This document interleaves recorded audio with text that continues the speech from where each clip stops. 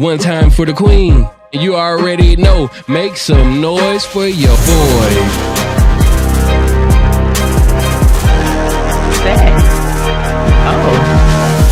It's cut different, baby.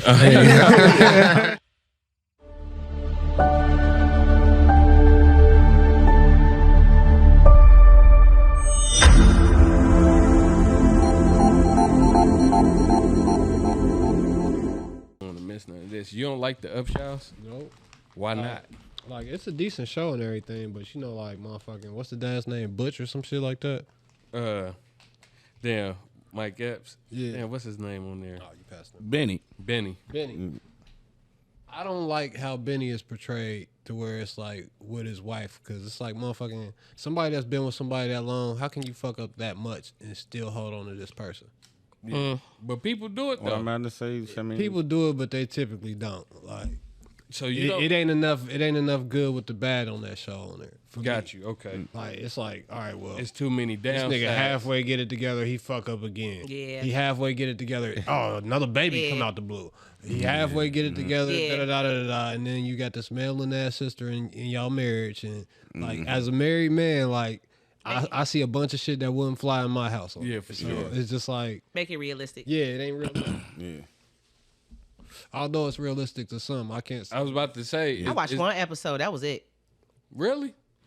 I fucked with it, man. Yeah, I ain't gonna lie. Don't The get me second wrong, season. It's not a bad show. It's just I didn't like it. Like, I'm real. You don't big like on what they messaging and represent. shit. Like, yeah, Yeah.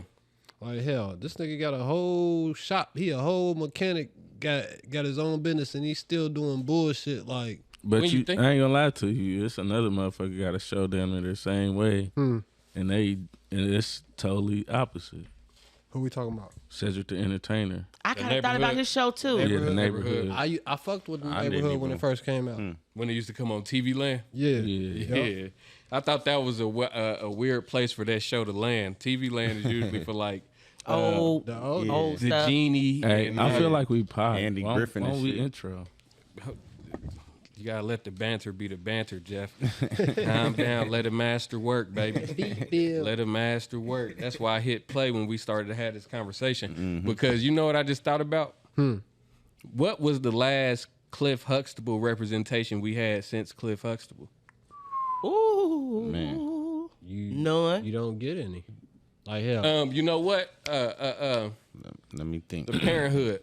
Parenthood was Yeah, probably as Robert sound as we Townsend. got. Yeah. Yeah, Yep. Robert Townsend. I mean, but that's damn wasn't near, close. That's damn near right after. I mean, it's It is. close, but it's not in that essence. Like, Yeah. you got a doctor and a lawyer they own a brownstone. You know what I'm saying? They bringing their kids up like in the upper echelon of what the black tip top would be at that time. When you think about it, most black sitcoms is more about the downside. Yeah, either it's about the downside or when you look at shit like the Parenthood Or how we're in the able to rise house, above. what's the Family Matters? It's all middle class people because they wrote that shit to try to attach to people Yeah. of all races. Normalize. But also like make niggas feel like, well, the Cosby Show worked, so let's give them a little bit of that and a little bit of this, put our own twist on it, and there you go. But I felt like we kind of needed that though. You know what I mean? Like, cause it wasn't too much of us on TV. You know what I mean? Like, you didn't get to see, you know what I'm saying, people of our color. You know what I mean? Really, Yeah. on the main platform. You know what I mean? Like, we always had the underdog channels. You know what I mean? Like, Yeah. But definitely some good writing and some good stories through those sitcoms though, bro. Family Matters, Oh yeah. Fresh Prince. You Yeah. know what I mean? I don't think they want. Sister, Smart Guy, shit like that. You know I don't think they want that type of representation for us anymore. And I think that's why we'll never get another Cosby, another Huxtable type family. I don't think we want it. Like, honestly, You don't think we receive yeah, it like if, we if should? they if they dropped a version of the Cosby Show today that was fitting to today, we probably wouldn't fuck with it. Probably not. But niggas ain't gonna miss Power. You know what I'm saying? Like, Boy, Yeah. Yeah. every Friday night or proud Thursday of you. night. Like, Let's just say the agenda had it really worked. yeah, yeah. Succeeded. I mean, we going along with it, but shit, sometimes it's of our own doing. All right, so look, let me ask you. What song you want to come in on off the new album? Damn, that's a crazy. Wants and Needs. Everybody loves Wants and Needs. Wants and Needs. Okay, y'all ready? Let's get it. Let's get it. Don't let what we think is better ruffle your feathers. Opinions are like assholes, and assholes are like podcasts. Everybody has one. You already know this episode is coming from Cut Different Network and sponsored by Kiar Wine. From left to right, we got Mr. 392 Hefe in the building. We got the Brain Nino Green in the building. We got Black Jesus Arco in the building. God we got bless y'all. Straight Shot No Chaser Brandy Danielle in the building. And of course, we got Chuck in the back with the facts. And today we have a special guest. I would consider him a local young legend because he's been in the game since he was young, and he's still young and he's still doing it. He is from one of the best, if not the best, group to come out of the city. Huh? Whoa, that's big. My boy, Peter Prophet. What's up with it? What's up You with know, it? first and foremost, please make some noise for the queen. Thank you. Thank you. Far too kind. And what? One time for the one time, please make some noise for your motherfucking boys. Ooh.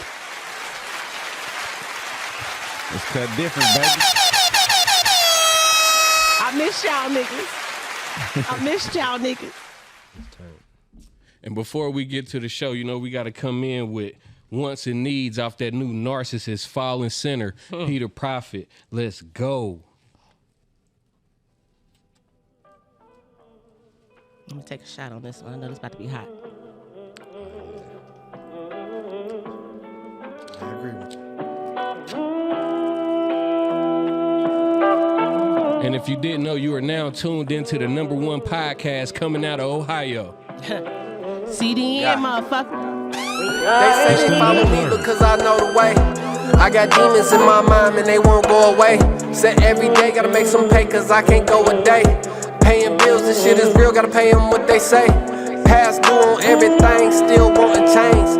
Doing everything the same, claim I'm wanting change. Said no smoking, but I'm smoking now. Said no joking, all I do is smile. Keep it real with yourself, ain't did that in a while. Since a child, lips like a line. Had to bend a smile, straight face, trying to dodge a case. Hot like juvenile, imagine being known for everything and having nothing. Imagine grabbing hold of everything and feeling nothing. Ill discussion, knowing damn well I don't need for nothing. Always told my seeds that if I leave, then I'ma leave for something. Pull back up, pushing Benji, sitting on them buttons. Armed with the hammer for my karma and all my repercussions. See destruction, demolition needed for all this new construction. Came for everything to everything from what they thought was nothing. Bitches bustin', better hide your sister. Fucking on your cousin, selling all these bells of the Yale, trying to dodge the dozens. Wish I wasn't victim of the system. Only God can judge us. Hate us cause you ain't us, but you imitate us cause you love it. Praise me when it's private, but your disrespect it seems so public. Say it to my face, so don't go saying nothing. Principles, gotta know the code. Gotta know the rules, invincible. Gotta win with grace, knowing how to lose, commendable.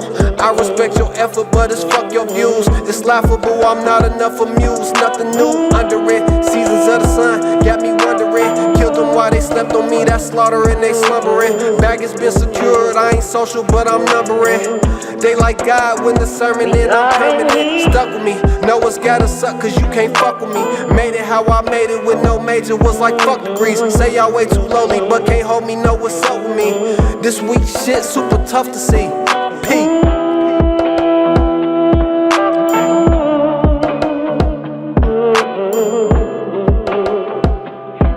Just a little something. I like we are in need. My nigga said trying to duck the dozens. Oh, that nigga spit. Yeah, man. I miss music like that. That's why I made it. My nigga. Yeah, I need. that was gonna be one of the first things I asked you, bro. Was where did the influence for that come from? But before you answer that, we got to do a moment of silence for our competition. All right. Now back to the question at hand, sir. What made you want to come up with Narcissist Fallen Center? Well, the idea of Narcissist, I was sitting around one day because, you know, I did the Saint tape back in May. So with this tape, I was gonna call it like Sins, because it was gonna be like the opposite of the Saint tape or whatever. But some just told me to research what the saint of my birthday was, and it's Saint Narcissus. Okay. So my birthday on October the 29th. So I that's what gave me the narcissist thing. Hold on, you said you researched what? The saint of my birthday. I ain't hip to that. Like, you got St. Patrick's Day. Oh, okay. St. Valentine's Day, like Christmas is St. Nicholas Day or whatever. Like, Okay. each day has a saint for it. So, like, you got a saint for your birthday, you got a saint for your birthday. I didn't know you that. got- That's what's up. Yeah, I didn't know that either. That's why I asked. Look Thank that you for shit that. up when y'all got some time. I want to look it up now. Yeah, look it up now. Shit. And, Go ahead, I'm listening. And once I found that out, I looked up who Saint Narcissus was, and like he's a religious guy, but he didn't really have a bunch going on in his life. I mean, he was pretty much a holy roller or whatever. So something in my head just told me like, nah, it's got to be more to this shit, because the word narcissist. So I damn near wanted to have a play on that too, because everybody overuses the shit now. So I looked up what narcissist, the root of it is, and it's rooted in Greek mythology. Okay. So like who Narcissus was, he was a son of like a nymph and a Greek god, and the motherfucker was gorgeous, right?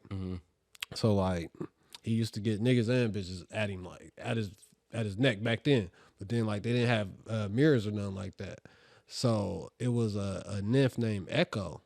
She and that's where the term Echo comes from or whatever. But basically, she was after Narcissus, but he denied her because he didn't care about anybody else's advances. That's why they call Narcissus what they call him. But so she ended up withering and dying in a forest. So the Greek god Nemesis, the god of revenge, cursed Narcissus that basically once he actually seen his reflection, he'll fall in love with it. So that's why I got the picture of the album with me looking at myself or whatever. But the thing about it is that like once he stumbles across this puddle and he sees his face in it, he can't leave the puddle. And like he ends up Why? dying Like, 'cause because he he just, can't like, be with who's in the hypnotized? puddle. You know what I'm saying? He's so in love with himself that he don't want to leave the puddle. Like he's not leaving to eat or nothing like that. So he ends up dying at the puddle because of the curse and just being in love with himself. Yeah. And that's where I kind of got like, well, I'm talking about a whole bunch of like, it's damn near the negative side of the Saint tape. 'Cause the Saint tape is all like, you know what I'm saying? I'm in the light of things and I see the brighter path. And then this one is kind of like, yeah, I see that shit, but it's definitely some bullshit. Some going on. downsides to You know what I'm this shit saying? too. So that's where I came up with that. And it just seemed the playlist just seemed to kind of Create coax itself. itself together for real. Yeah, that's hard. Yeah, it is. Do you feel like you got narcissistic qualities? Ooh. To an extent, yeah. I think to be in any type of realm of entertainment, you gotta have some type of. I think that's just like another way of saying you in tune with your star player. For sure. Like I think a lot of times people try to play humble, trying to be political, and that be part of the problem because we all arrogant as fuck when it comes to some music or something like that. Because You gotta be. You gotta be. you can't make a cocky. second song if you don't think the first song was banging. You know what I'm saying? Even if you don't believe it, or even if in your heart it ain't as good as you think it is, you gonna present your product to the world like you gotta have that bravado about yourself. Think about when you was an active rapper. You had that what mentality? Can't none of these bitches fuck with me, right? I had that in front of their face because I wasn't going to let them think that I wasn't that. But behind closed doors, I was very hard on myself. Oh yeah, I mean you're an artist, so you're gonna You be supposed sensitive to. about your shit. For sure. Yeah. Sure. But I was quick to be like, shit, I feel like such finesse. I'm like, man, shit. Oh, that finesse. I used to feel like finesse was better than me. But you're You not feel me? gonna go in the club But I and ain't be gonna like, let- finesse, you're I love you, better than sis. me. That's I crazy. love you, I can't sis. say that I've ever felt like that. Like somebody was better than you. Yeah, like But that's what kept me feeling like, ooh, I got to get on my shit even harder. I'm about to kill these motherfuckers with that verse. I So felt sometimes that helps me. I felt like it's niggas that have made better songs or better music in a sense of the overall music, but like rapping, nah. But think about it, P. Like, think about it. If you felt like you was the best, after a while, like, it takes for you to feel like you got some competition to make you do that. Once you feel like you the best, you gonna be like, you don't really have that in you no more because you already feel like you've done everything. You the shit. Like, I don't look at it that way. You Like, don't? Go ahead, elaborate. I feel like if it's a battle of words and this, that, whatever, like, I like to be the person to come through and just knock all the shit off the table. Every time. Like, you know what I'm saying? Like say if they do like a rap challenge, this, that, or whatever, my shit is like, I might rap the whole beat and just switch up all types of schemes and shit while niggas is just giving you a 16 or something like that. Like, no, I'm coming in, especially don't let me get to feeling this shit, because I'm going to say some shit that's from God. Yeah. You know what I'm saying? Yeah. It ain't of me no more. So Yeah. that's why I don't really feel like that anymore. But I'm not real big on shit talking outside of when I'm rapping or whatever. And then sometimes it's like, hell, my raps ain't always competitive in that sense. Like this project, it had nothing to do with competition. Yeah. It was just more or less I linked up. Well, I've been had my producer, but being that I have a producer that just basically feeds me beats, he kind of controls the moods that I go in with the music. And hell, with this, I don't know. It's just some of the beats, how they were speaking to me, and a lot of it I was getting with Slim, and I play him a bunch of shit, and like he's a tough critic. Also known as Cognac Jones. Cognac Jones, yeah, he don't like shit. Like, Those are the ones you want though to listen. Yeah. Yeah, for sure. yeah, sure. so like when I get to playing him shit, he like, yeah, bro, this shit dope. Yeah, this shit dope. Bro, you should let me da-da-da-da-da on this. I'm like, oh, okay, yeah. Aha, got something there. Exactly. sure. So I just started doing that and crafting the playlist kind of around the idea of everything, and shit, it came out dope. I Am Saudi one song got flagged for a sample. Damn, for real. Yeah, I did some bullshit. You went for it.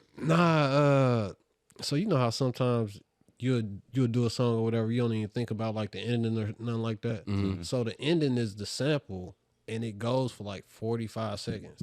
I didn't realize that. Like, you know what I'm saying? I'm just like, shit. Oh my God, hold on. Do. Just put a ad right here from our sponsor. All right. We got a wrestling match going.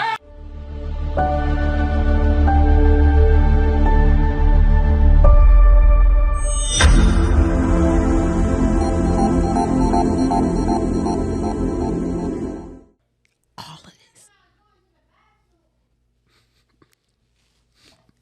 All right, my bad. All right, so listen. He was just playing, you guys. So for the viewer and our audio audience, we're gonna go ahead and take it back so people can get to know you a little bit, because you know you're out there as an artist, but we want people to be able to feel like when you leave here that they get to know you as a person a little bit. Understandable. So for sure. let's start from the beginning. What side of town are you from? Are you born and raised in Dayton? Yeah, I'm born and raised. Well, I'm a Trotwood nigga, bro. So I mean, it's how to me. you know, it's how Dayton. I'm gonna state that because motherfuckers would be like, bro, no, that nigga's from Trotwood. yeah. Both my grannies lived in Westwood, so you know what I'm saying. That's that. But Yeah, for you know sure. what I'm saying. Like, I have no problem with claiming being a Trotwood nigga. Like, I had a I good don't life. see nothing wrong with it. Right. You know how the city used to do that shit though. Well, that's the thing about it though, because like, when I was born, my parents, they lived in Crown Point. Well, actually, I was conceived in Long Beach, but my brother seen somebody get killed on some gang shit, and my parents, like, this nigga was bad back then. He snuck out the house, ended up walking up on a murder, and my parents was like, yeah, we gotta get the fuck up out of here. So I would have been a Cali nigga had that not happened. But they was living in Crown Point when I was born. Then we moved over to the east, and we were living in Mount Crest Court. Okay. I actually used to live like a building over from Sherm from Still Jumping when we was little. For real? I had no clue though, you know, I was so little, but my brother like, yeah, no. Yeah. Was Shern doing? Was he already Shern already? Oh nah, this is little nigga shit. This is 6-7 years old. I'm Okay. probably 3 years old, so like these niggas can't be no more than 6-7 years old, some shit like that. Okay, so it wouldn't make sense that you realize that it's Shern Yeah, until yeah. later on in this. I ain't had no clue for quite some time, brother. Got you. Quite some time. But we moved from there, and then we moved to Townview. And you know, well, maybe you might not know, but back then Townview was like on the edge of the city to where it's like Trotwood. So it's like it'll be a bunch of city niggas in Townview, Yeah. But then like if something happened, oh y'all Trotwood. Yeah. For sure. So then we stayed there for like 3 or 4 years, and then we moved deeper into Trotwood. We moved into Westbrook Village, and that shit was like it was like damn near Bel Air coming from Townview, man. Like nigga, you gotta understand. So the first time we coming through the neighborhood, right? Like Trotwood's varsity football team playing field football in this little field where the pool is, and then we ain't never had no neighborhood with no pool or nothing like that. So we see kids jumping off diving boards and shit as we on the way to our new house. Yeah. And we go to the new house and it's like, oh shit, this shit is dope. Everybody got their own room and da-da-da-da-da. Like niggas was turned. And then we walk up to the school, nigga Trotwood varsity up there hooping with the best of them. And it's like, damn, bro, this is a completely different atmosphere than just 15 minutes away. Yeah, different energy. And it's still in the same area though. Yeah. Cause like hell, if I was lived in Townview, I probably would have had a record, like stealing cars and all that shit. Except we was doing dumb shit like we had a special needs bus lot. So one night He about to say something. He was bad. You seen Dave Chappelle stand up yet? I ain't get a chance to finish it, motherfucking. I was tired on New Year's on some old nigga shit. We tried to watch it right on New Year's, and it was like, nah, this ain't gonna Over work. with. But so we snuck on the buses and we stole the fire extinguishers. And like we were surrounded by all these motherfucking apartment complexes. So my dude, he was beefing with his girl. So we go to her apartment building and we knock on her door, right? And cover up the peephole so she can't see us and shit. Oh my lord. So she opened up the door. We let the fire extinguishers off all Oh, damn. and then That's some walking out of that ass shit right and here. then walking out of that bitch, we did the whole building. And then like nigga, we just started riding around the apartment complexes, hitting people with the motherfuckers. Like we used to do some bullshit, bro. And That's crazy, man. Now we know you was bad as fuck. That's as why a kid. Trotwood He got kids is that bad cool, now. He got that cool, calm demeanor. Hey, With this man. little fuck. When he was a little fucker, he was a little fucker. Trotwood kids used to be Shit. good back then. Hey, chill on those. Y'all did. Y'all used to be good back then. That was a delicacy. That was people was lying saying that they kid was living in Trotwood so they could have them going to Trotwood back in the day. I know my cousin did. She was using a Trotwood address, living in that. Yeah, y'all ruined. That's why they bad now. well, I mean, it wasn't all our fault. We had access. You know, was that you that told me about the Peytos? Not okay. It wouldn't use. Okay, so I heard like back. Is it in the 1860s or 1960s? It used to be Peytos that you had to pay to even get in the Trotwood. Damn. And the only way you could go in the Trotwood without having to pay a Peyto is if you went up Free Pike. That's why Damn. that name, Free Pike. that street is named Free Pike. I never knew that. Yeah. Wow.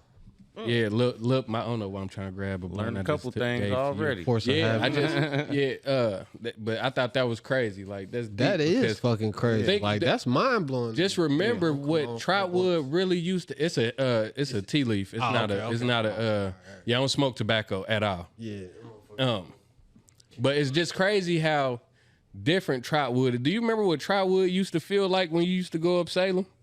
Yeah, it was a Cub suburb foods to and not like- everybody. You felt like how you feel when you felt go to the the mall. energy. Yeah, Yeah. there is absolutely. Walmart. They took just- everything from Trotwood. Dead. Yeah. Shit, fuck Walmart. Just think when you coming up Salem, like You once see the once mall. Salem sign. Mall. you get past Kmart. They had Salem Mall. Circuit City and all And that. Talk- back what in the used to day. be Taylor. That's Yeah. Value City. Just for Yeah. D. Yeah, Value City. They had Bill Naps. They ain't got none. That was of my no grandpa's store, Value City. Yeah, Value City was the shit. I ain't gonna hold you. more. Yeah, that was Mom Black used to tear Value Suburbia. City. It was. Trotwood was our version of California's Baldwin Hills. Yeah. That's exactly what you I could would compare agree it with to. that because everybody that I lived by or whatever, most Mm-hmm. of their parents worked at like GM or some shit like that. Like my mom had a government job, so that's what got us there or whatever. Like shit, my Yeah. dad had a decent job, but it was really my GM, mom's job. Delphi. That sound all like them. it sound like a little bit of money. It was, All right. it was a little bit. So I want to know, outside of like bothering people that you lived around and shit, when did you run into like music? Like what made you fall in love with music and want to do it?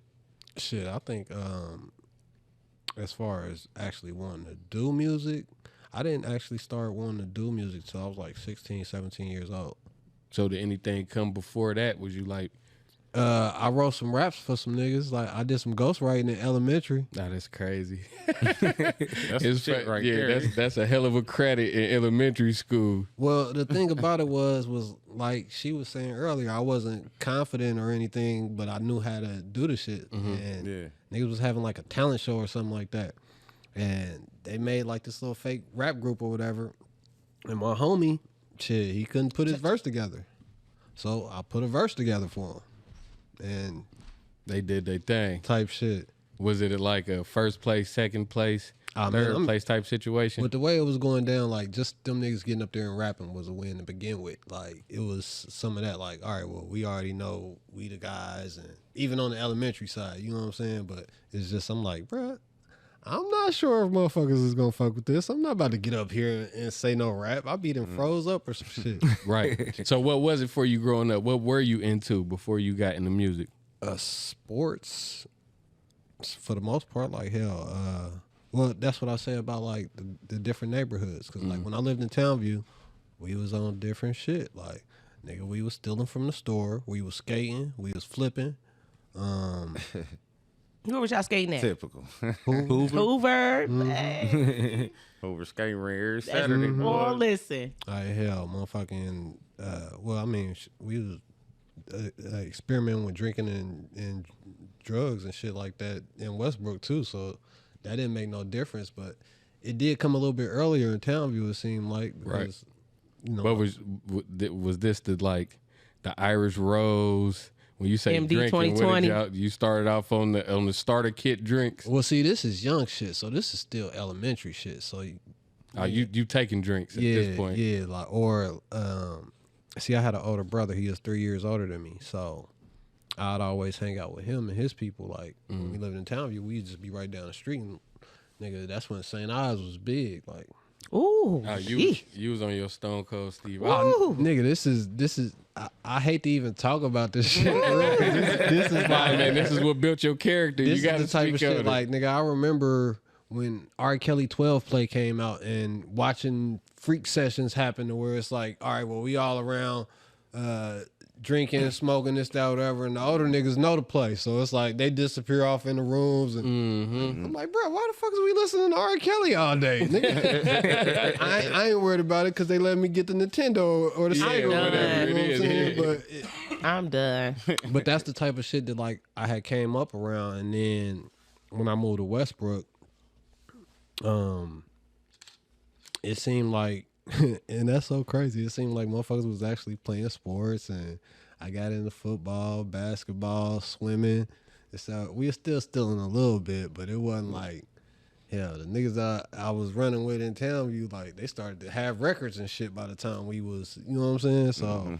What was you doing? A little bit of Bubblicious, couple Reese cups every once in a while. Nah, we was raping the convenience store. Like we had a white boy that was smooth, so we had so many scams. Kid scammers, man. For real, bro. Like Best Buy's theft policy is the way it is because of the shit that we did back then. Crazy. So I had a white boy.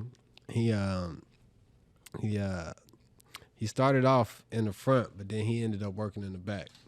So started off small. He started he took like some what the fuck was it?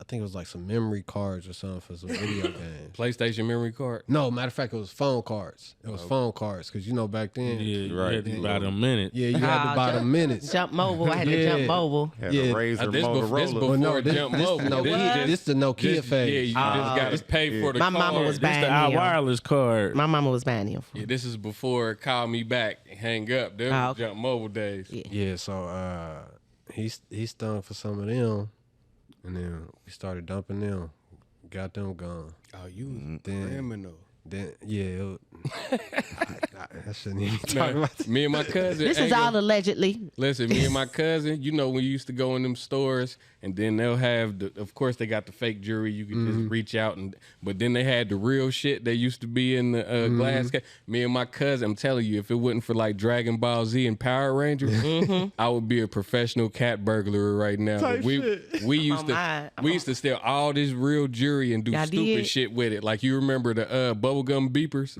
where you had opened it up and all the gum. Boy, I had bubblegum beepers full of jewelry, real jewelry. Oh shit! I had absolutely no use or wants for it, or we was just stealing. You just stealing. Bad. Shout out to my cousin Lamar, man. Damn, I love you, cuz. I'm on my Vlad TV shit. Tell more. I seen him do it. Yeah. Shout out to the cousin. He ain't told his name. Here. He gonna be like, you ain't said my name and shit. He says, "Nigga, don't say my name." Stacy, This ain't Tony. Say my name. I am done. All right, so let's go. Let's continue walking down the timeline because I'm trying to get to the point to where you decided that you wanted to be a rapper. Oh, okay. So like hell, when I first met Cognac Jones when I moved to Westbrook, he might have been the first or the second person that I met when I moved to the neighborhood. Mm-hmm. It kind of fucked him up because like we was like the new bad kids. Because I think me and my brother was smoking weed on the corner one day. And how old were you? Oh, nigga, this was probably 4th grade, 5th grade, maybe. All right, shit like that. Continue.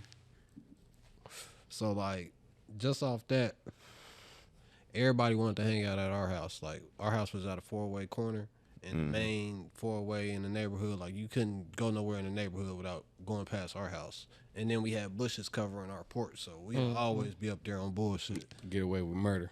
Yeah. So and Cognac, he used to always be on punishment, but his mom would let him come over our house. On What kind of punishment is that? Right. Well, I mean. Only if she knew what was happening behind those. Yeah, Bushes. his house was only like 3-4 houses away, so it wouldn't seem that bad, you know. And nobody's coming home fucked up or nothing like that. But Mama was. we on was the getting porch. fucked up. Where is Right. that smell coming from? 4 doors down. But hell, this is at a time when like life's good. We really on some Leave It to Beaver type shit, but for niggas, like hell, we wake up, we go to the pool, or we go to the basketball court, play basketball, then go to the pool, fuck with the girls, and get bullied around by the older dudes, and watch them maneuver with the hoes and teach us. You know what I'm saying? Yeah.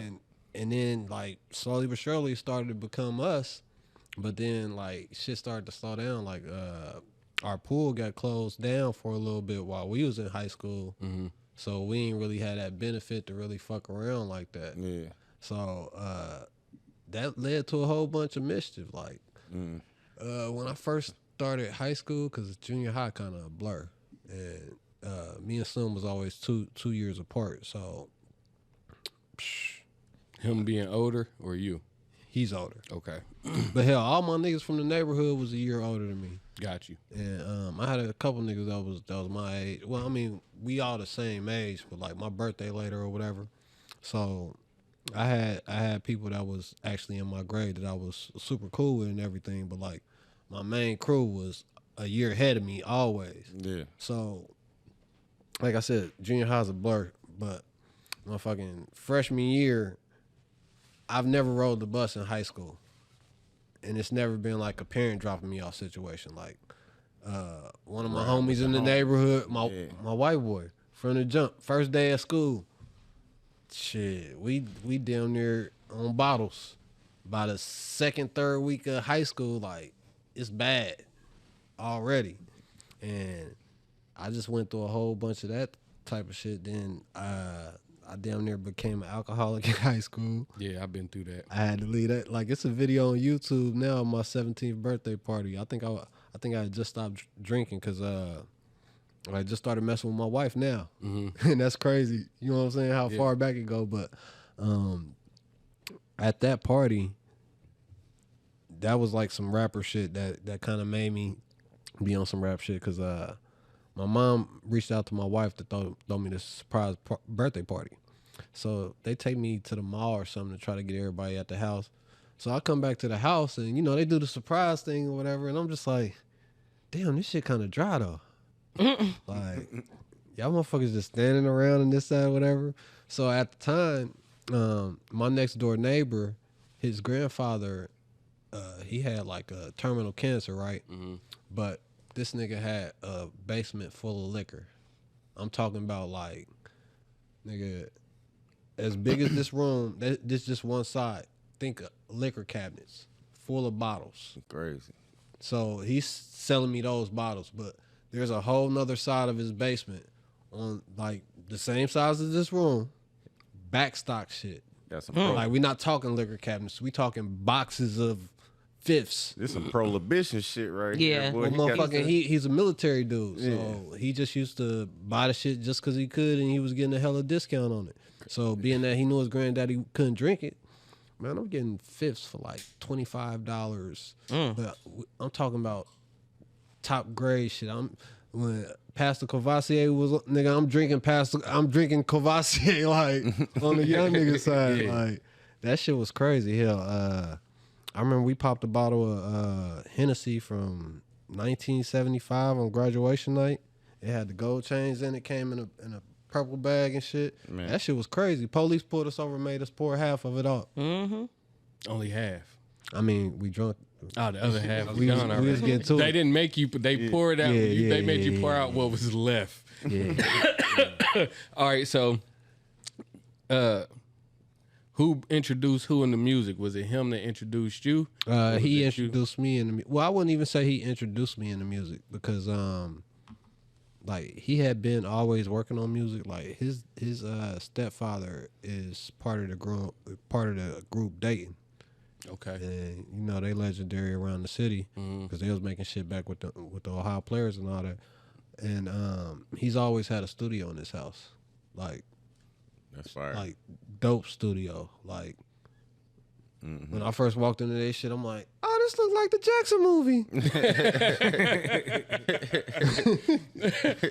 Type shit. So he's always had that background, and then like he has two older brothers. They rapped and like this nigga knew Skano type shit. I'm like, bro, how do you know DJ Skano? Like, oh, he in a group and they be over at the house and da da da da da.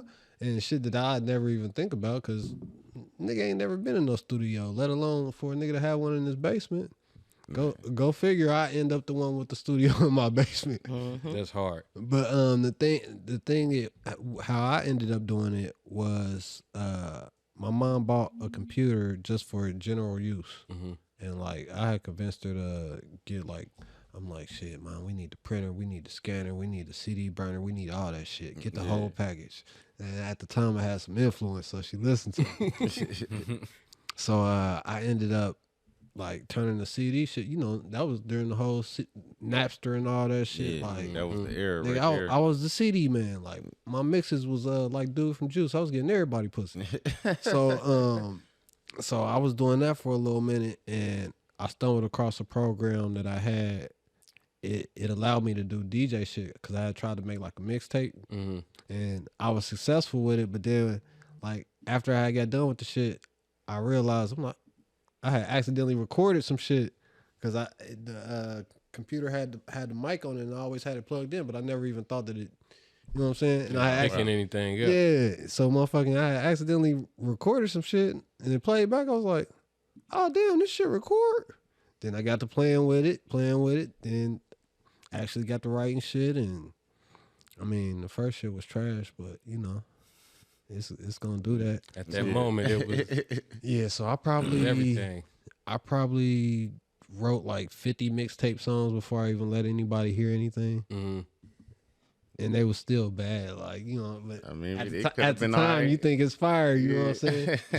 I got some cringeworthy music Yeah. out there when I Ain't nobody too. tell me it sucked at the time, so it's like but- because you know what? At that time, it probably wasn't as bad as Yeah. when you listen to it now. Yeah. It's like when you go back and watch one of them horror movies, you used like the first Jeepers Creepers. If you go watch that shit now and you see that, you be this like, was like Man, this shit kind of mid. but you know, it'd be funny It's whenever tame as if fuck. you got kids or something, you be telling like, boy, this movie, this, that, what? They watch don't even when be we scared watch of this, it. and then we watch it. They be like, the graphics on here is trash. they don't even be scared. weird. I'm just so fucked up. I'm trying to hip some kids to something. That's what I be doing with my kids in the backyard with the fire pit. I try to throw on like a classic movie or something like that. My son will fuck with it. My daughter don't be fucking with it. She be like, I don't know what you I'm was cool thinking. on This this. shit ain't it. I'm cool on this. All right, so you was the CD man. Yeah, I And was. then you figured out that you could actually put something down on that motherfucker. Yeah. You done recorded 50 tracks of mid, and then what happens? Shit, I play that shit for Slim and a couple other people. We end up making like this little teenage super group. Like as soon as we get out of high school, and we proceed to make probably like another 100 mixtape songs amongst all of us. And I was recording everybody, so like I will admit I was on some bullshit because like nigga I was trying to get better. So say you got an instrumental and say it's a Dipset instrumental. You know, Dipset was huge then. Yeah. And then it's like, y'all three niggas do it on some shit. Y'all make a song, and then I still do a freestyle to it. If he don't get a verse, he gonna put a freestyle on it on his own. I mean, at the time, it's like, bro, I have the studio in my house. Yeah, I'm court- really you trying got to get better. Like, home court advantage. Yeah. yeah, y'all niggas made a song out this shit. I'm trying to rap on this shit. Yeah. So it was different, and motherfuckers ain't really feel that. So that shit kind of dissipated to where it's just me and Slim, and then That nigga was like, all right, nigga, now look. no, it wasn't even like that. Shit, we just so happened to make a couple songs on some original beats because his little brother produced. Oh yeah, do we still produce? Yeah, he still he do- mixed at Moves. Oh, for real? Don Megan. I ain't met him yet. Yeah, shit, he put out a project last year. That shit sound crazy. Like Okay. the way that nigga twists himself sonically, like. He's an artist on a whole different. That's where I can go and Well, get hold like on, a hold nigga on. props. Hold on. We go because we going down the timeline. We going so you and Slim. Yeah, so we started making original songs, and we put out our first shit in November of 2005. It was called We Got Tracks. Okay, now is this the song? You got a video to it? Is it like a black Nah, and this- white? This is all pre-video shit. This Okay. is like, nigga, we was barely on the internet with this shit. Got you. You know what I'm saying? This is when we at Pippin's just selling CDs. Got you. Okay. Like it's a whole different demographic. Like That's when niggas was MP3s was nowhere near a thing then. Like That's when niggas if was you was selling listening to CDs. music online, it was just I don't even know how it was before then because this is What was it? That's when music was great. LimeWire, we had the you could do the Napster. LimeWire, but it wasn't working Right, like it that was for the just- locals. Like yeah. it was a little bit more difficult okay. because shit, I don't remember going online back then and getting motherfuckers music on mixtape sites or nothing like. And then back then, mixtape charge the sites was probably charging some shit. Nah, we Now that I just, think about it, we like just recording and burning them CDs. oh yeah, Selling them. Yeah. Yeah. yeah, because you could see the obvious money. Everybody had a CD player back then, so it's like, all right, bet I'll spend 50, 100 on some CDs. Yep. I make 500 back, nigga. Hell yeah, Just do Right. it. we Real used to talk. be out there all day, every day. So what was the reception like whenever y'all put that first project out? Motherfuckers loved it. The quality was terrible, but like, and we was lying like a motherfucker. But at the same time, sonically, our music has always been so different. So we stood out from who we had to, I guess, compete with. Yeah. Like, Or if who you your go- peers were. yeah, if you go back and listen to that shit, it's like, okay, well, the beat selection different. Just the type of songs these niggas making is different. And this is in the Coke Boy era to where everything is Drugs. I got bricks. That yeah. Eviesels and the whole, Chaos and them. Well, I don't even think he had dropped the 400 on my kick shit. He might have. I'm pretty sure if this is this right before grime music. Shit, nigga, this quite some time before grime music. Cause we Okay. put out like 2-3 EPs in between grime music. Cause we the first song that did something for us was Chevy Dance. Got you. And Now listen, the first time I remember y'all, it's a video on YouTube, and it was like black and white, and y'all was walking down the sidewalk rapping. Like it wasn't no transitions or anything. It was like a one shot thing, and it was. You probably talking about Unsigned Hype. Yep, that's exactly what I'm talking about. Now that was my first time ever seeing y'all, Yeah, and we were snapping on that shit. and this is before I even start rapping. Now, see, that was a project called Rap Trafficking. Mm-hmm. That was like, I think I want to say our third project. And that's when we had first linked up with Mo. Mm-hmm. And Rest in peace to Mo Beats. rest in peace to Mo. Mo really blew us up for real. He did. Cause he was like, bro, y'all different. I fuck with what y'all got going on, nigga. The music is crazy. Y'all different. We fucking with y'all. Every connect that I got, y'all got this, that, whatever. And it was literally like that. Like, What's up, That's man? dope. that's part of the reason why we got as big as we was. Mm-hmm. Yeah, that's love right there, man. So listen, so after I heard that, I start hearing this one song, and it's like real harmonic. Do you know what group he's a part of? See, you just now really start listening to a lot of local music. You know, I've been a part of the whole local scene forever. Mm-hmm. He's a part of a group. Do you know what group he's a part of? Mm-mm. He's a part of a group called Grind Time Central. It's him and he's formerly Slim, but now Cognac Jones. Cognac Jones. And I bet you, if you don't know the name, I guarantee you know this song when it come on. This song was like one of the biggest songs in the city for a long time.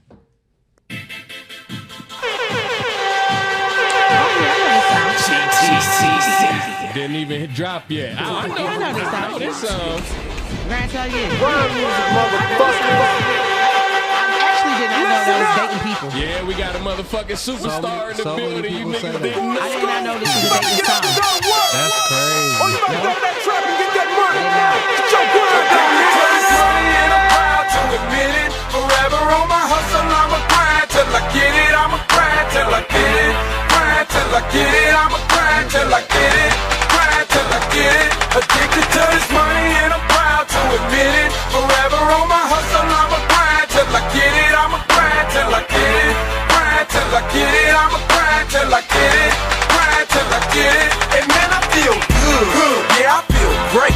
No, I ain't ballin', but yeah, I'm still straight. Yeah, I'm still straight. Cause I make money every day. Hey, yeah, I'm still straight. Cause I make money every day. Hey, and man, I feel good. Yeah, I feel great. No, I ain't ballin', but yeah, I'm still straight. Yeah, I'm still straight. Cause I make money every day. Hey, yeah, I'm still straight. Cause I make money every day. God damn, I feel good. How about you?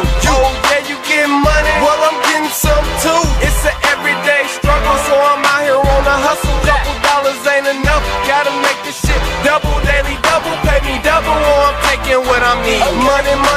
Money. Is that good enough for reason? Get your money, motherfuckers. Never worry about the hate. You can't buy that brand new Benz on the pins anyway. Gotta get it anyway. Can't be fucking with no fools. My nigga heavy in the streets. My other nigga in the school. And my brother is a player. And my sister, she do hair. And my cousin get it however it come and he don't care. And me the track slayer. Bring me guap, stack layer. See the whole game is mine. I am more the severe. GTC the best, so you might as well admit it. I'ma grind till I get it. Grind till I get it. Addicted to this money and I'm proud to admit it. Forever on my hustle, I'ma grind till I get it. I'ma grind till I get it. Grind till I get it. I'ma grind till I get it. Grind till I get it. And man, I feel good. Yeah, I feel great. No, I ain't ballin', but yeah, I'm still straight. Yeah, I'm still straight. Cause I make money every day. Hey, yeah, I'm still straight. Cause I make money every day. Hey, whoever thought from Volume 1 with Jeezy's Cuddy on the cover that we would become two of the coldest motherfuckers. See, I told you motherfuckers, I don't bump my guns for nothing. If I say it, then it's something. Our music is still jumping, and it's something like a gift. How we keep delivering hits. We got them hating niggas pissed, trying to get a few dating niggas rich. From the middle of the map, and you know that nigga clean. And the Chevys get to dancing across the goddamn street. And I was told ain't nothing stronger than a man with a dream. So I'ma grind till I get to be the man with the green. And it seems I can see clearly now the lanes are gone. And I'ma keep grinding on until I get paid. And got it made. Addicted to this money and I'm proud to admit it. Forever on my hustle, I'ma grind till I get it. I'ma grind till I get it. Grind till I get it. I'ma grind till I get it. Grind till I get it. And man, I feel good. Yeah, I feel great. No, I ain't ballin', but yeah, I'm still straight. Yeah, I'm still straight. Cause I make money every day. Hey, yeah, I'm still straight. Cause I make money every day. Hey. Oh man, that was a good time for music. Yeah. All right, so let me ask you, when y'all recorded that song, did y'all feel like we got us one? Yeah, we did. But Mo and Skano taught us. Y'all didn't feel it. Somebody else had to let you. No, I mean we felt it. Like, but they confirmed it. So with that shit, like I think we had went over to JR's house. He played the beat for us, but it wasn't done, and he put like the finishing touches on it when we was over there, and we both had an idea. JR exclusive. Mm-hmm. Yeah. JR exclusive, just to be specific. It's a lot. There's a couple JRs running around. Oh yeah. So we got the beat from him. We put the song together. We did the pre-production over JR's house. We would typically do it over my house, but I'm pretty sure we did it over JR's. And we played it for Mo, and he like, okay, I like it. And I mean, we knew he was gonna record it or whatever. So once we recorded it, and he mixed it, I think Skano was in the actual session, and he was just like, yeah. We think this is something for sure. And I think it was like a day later, we pulled up, and I think this was when the Fox was still open. Yeah, pulled up to the Fox, and Skano was banging that shit in there. And It is before it was the Fox 2. yeah, type shit. And hell, from then on, that shit was just rolling everywhere. And that song was big because you see what she said. She It didn't was. even know that song came out of the city. I remember hearing it in the K9 and shit. Yeah. Oh, Type hell shit. yeah, like the Ohio Hip Hop Awards, they used it as the theme song for 2009. Man, We had got nominated, but we didn't win. I was salty. they should have never stopped that. Well, I mean, shit. I don't think it was making money anymore, or making enough money to sustain it. Got you. So Shh, only if GoFundMe was out back then. Because I'm pretty sure a lot of people would have put in towards that. You remember the Ohio Hip Hop Awards? That shit, MGK was there. This before MGK went and got signed to Bad Boy. And He won a award, yeah. that's how we got cool with them. Damn, it was a lot of. We do not have. That is so sad that everything we had. know we lost. Like, I used to feel like, yeah, Well, the internet kind of fucked a lot of that up. the Double O. The double. You remember that website? Yeah. That was a dope ass. Fago was our dog. Like, it was another one where it was kind of. He shot a video for y'all too. Fago shot a bunch of shit for us. Not necessarily videos, but if you go, well, I'm not sure if the domain is still up, but like, nigga, It's not. I got all. My, what, I looked. MySpace? Nah, the Double O. I had, It was I a- had all type of freestyles and all the GTC songs. I know, bro. The show shit or whatever, all that. Like, Fago will pull up. You gotta know, my nigga. We cool. But I was a fan first. I don't know if you remember, but I used to be on Facebook, goddamn, petitioning for a Grind Time Central album. I definitely Like, remember bruh, please, will you niggas just get back together definitely and drop remember one for me? that. And that's the crazy thing about it. You're not the only one that be on that shit. That's the only thing about, like, me still doing music that be like, I don't know what to tell you, bro. I don't know what to tell you. Damn near on some Andre 3000 That's shit. exactly how that nigga is. Like, he like, bro, I really don't even know what to talk about. I'm like, bro, you're in a way better position than what you was when we was talking about trying to, like, some of the shit that you talking about trying to have and do, like, you're doing. You just Listen, Kayak Jones, if you watch this, I'm sure you're going to watch it because your brother on here. Rap about some grown man shit, bro. We grew up with you. Like, when you got older, we got older too. So you want to rap about your girl getting on your nerves, there's somebody that's going to appreciate that. Especially if you start singing it, nigga. Yeah, Nigga dope. I think he's starting to get the itch back again. For real? Like hell, just the zone that I've been in, and like hell, with me having my producer Devoya, like this nigga just be like, sometimes it don't even be a full beat or nothing like that. It could just be like a crazy loop, and the nigga be like, well, what you think of this? And at first I think it's nothing, and then I come up with a whole fucking dope ass song, and it's like, I knew you would do that. How long y'all been working together? Probably about 2 years. 2 years. The crazy thing about it is I met him. Well, I graduated with his sister, and I met him over Flam's house, Okay. and we all over Flam's house getting high, and this is during the time when Flam started making beats. So Flam basically let him know, bro, I'm not rapping on your beats because I make beats. So Sounds my like shit. Sounds like Flam. I love that nigga, man. But One of a kind. Yeah, definitely a one of a kind. So motherfucking I'm like, shit, send me some beats. And he sent me some beats. The first few of them, they wasn't like how they are now, but I did one of them, and he fucked with it. So he just kept sending me shit, and then hell, it came one point in time when he sent me some shit, and it's like, all right, well, you seem like you really fuck with this type of sound, or this, that, whatever. Like, after you wow a motherfucker a couple of times, they kind of start to, They know what. I bet you can do something with this. And then I come with something with it, and it's like, all right, yeah. So, and then that's one of the things that I can appreciate too about him. Like, he wasn't really hip to the GTC shit, so it doesn't affect our creating this shit. Cause like, if you go back and listen to the GTC shit, I don't really listen to a lot of the older music because it's kind of bittersweet or whatever.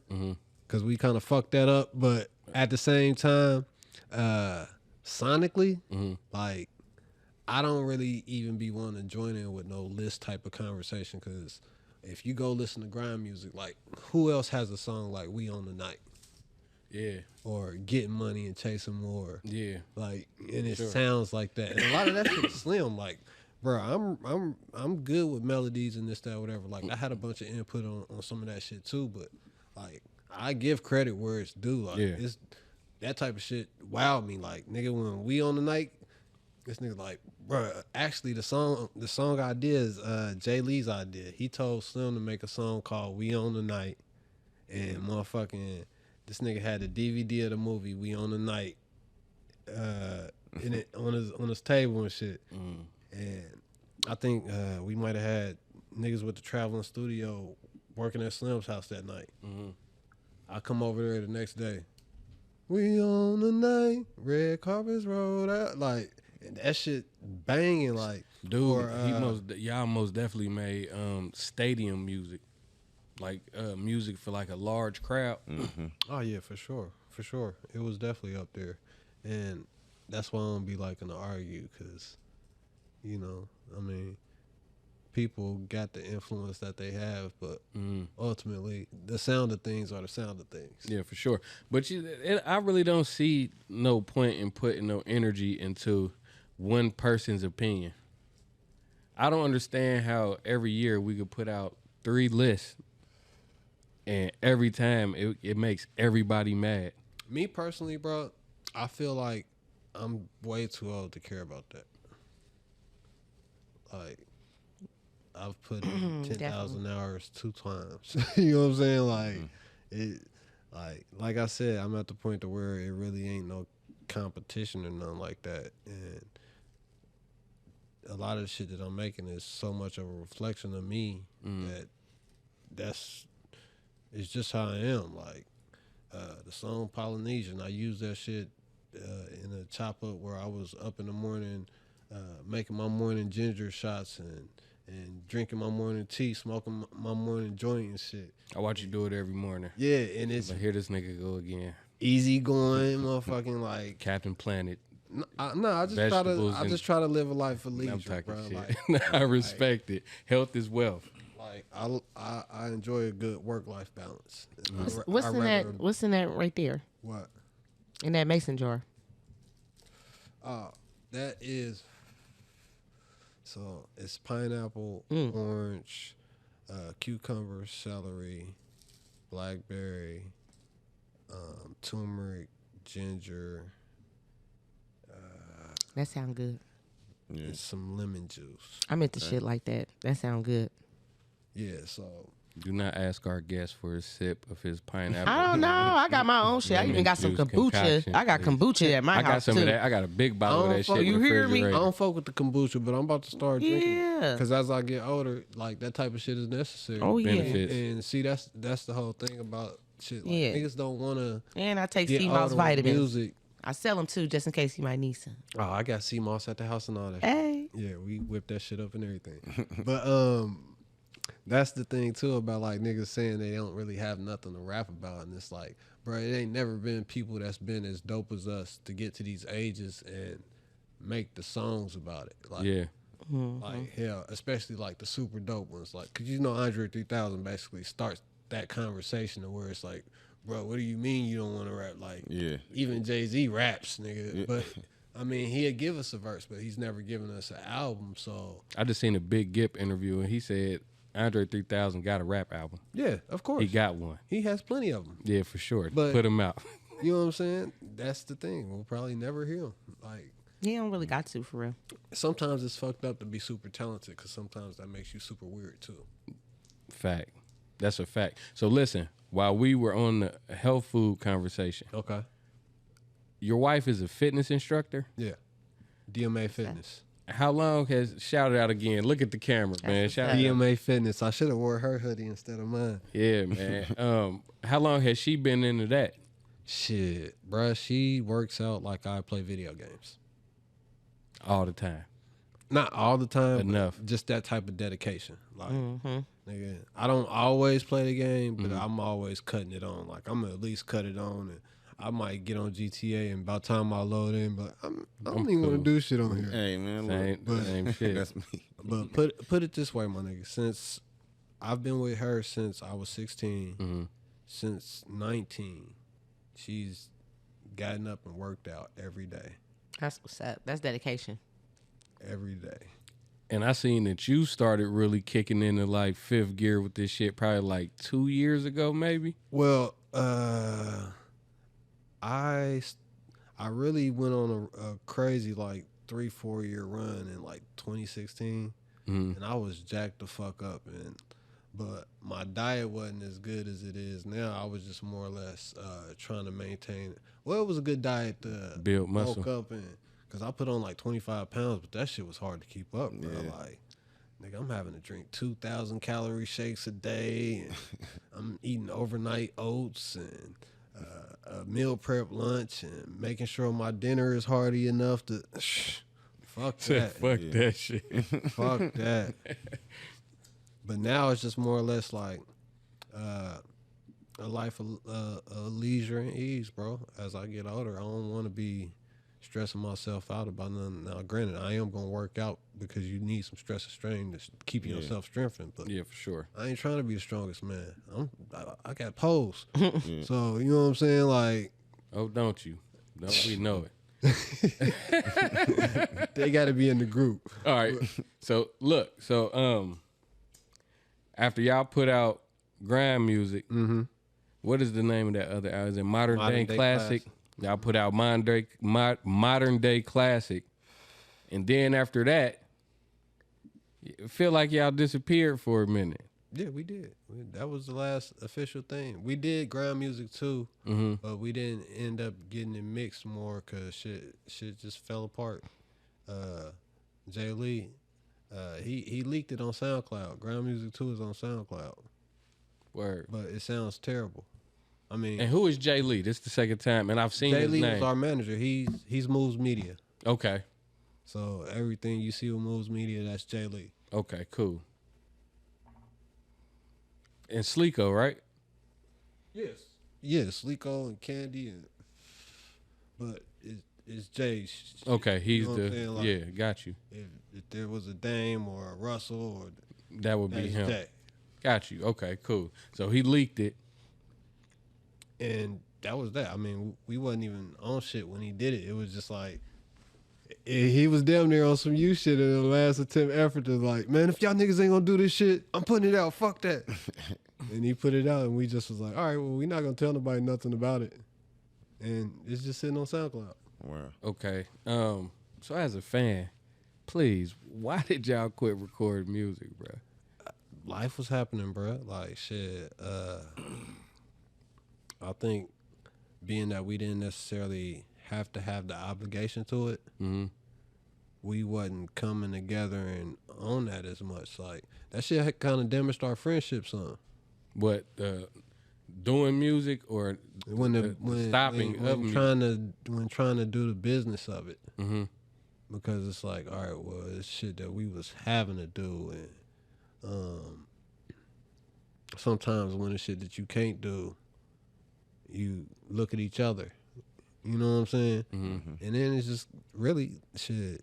Starting the shit from boys and really turning into men. Like, granted, we was in our 20s when we started. We was in our 20s when we finished. But at the same time, like, totally different people than what it was From the start to the You know what I'm saying? So, I don't know. I think niggas just gave up. To be perfectly honest with you, like, shit, it was just like, But y'all don't feel like that y'all was getting somewhere?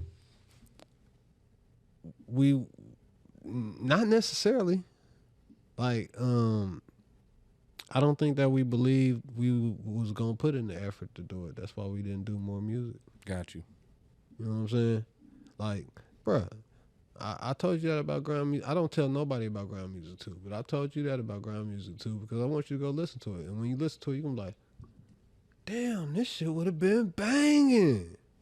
I most definitely. And then everything else that we would do, because like being in the group with that motherfucker, he's a hard ass about what's dope, this, that, whatever. Cause like hell, I'll do a whole bunch of songs and then I'll craft some dope shit out of all the songs.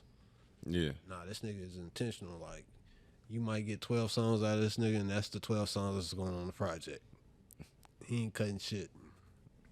But I mean, when it's all dope, you can't bicker with the nigga. Yeah, for sure. But ultimately, he can't rap better than me.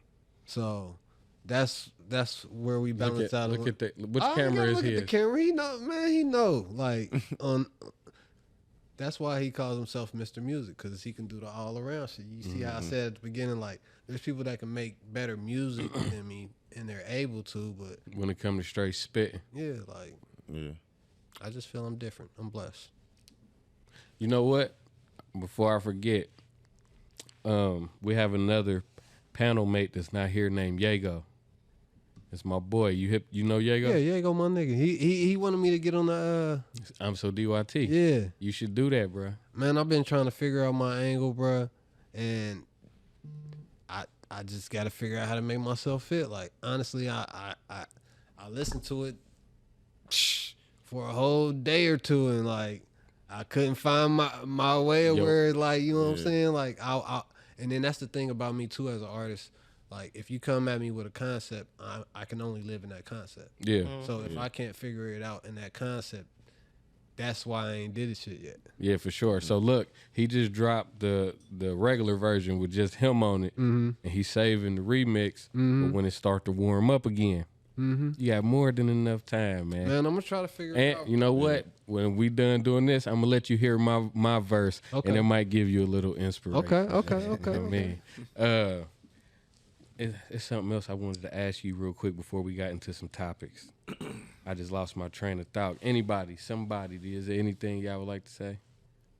Man, I just want to congratulate you on your latest project, man. I done listened to it front to back and forth, man, and then picked a couple songs and threw it on my YouTube playlist, man. Shit fire, bro. I appreciate Real that, talk. man, for real. Only thing I'm salty about, like I said, is that song that got flagged, because like it kind of made the story of what I was telling perfect. It was called Facade. So why can't you just clip that and then put it back on? Well, I think you gotta re-upload the whole thing. I don't think you can just add a song to it, or Just upload it as a deluxe. I didn't think about that. I'm here for you. My nigga. For sure that. You know that. 1913. That's Jaylee and Peso. You know what? I would love to have everybody that rep 1913. I would love to have all y'all in one room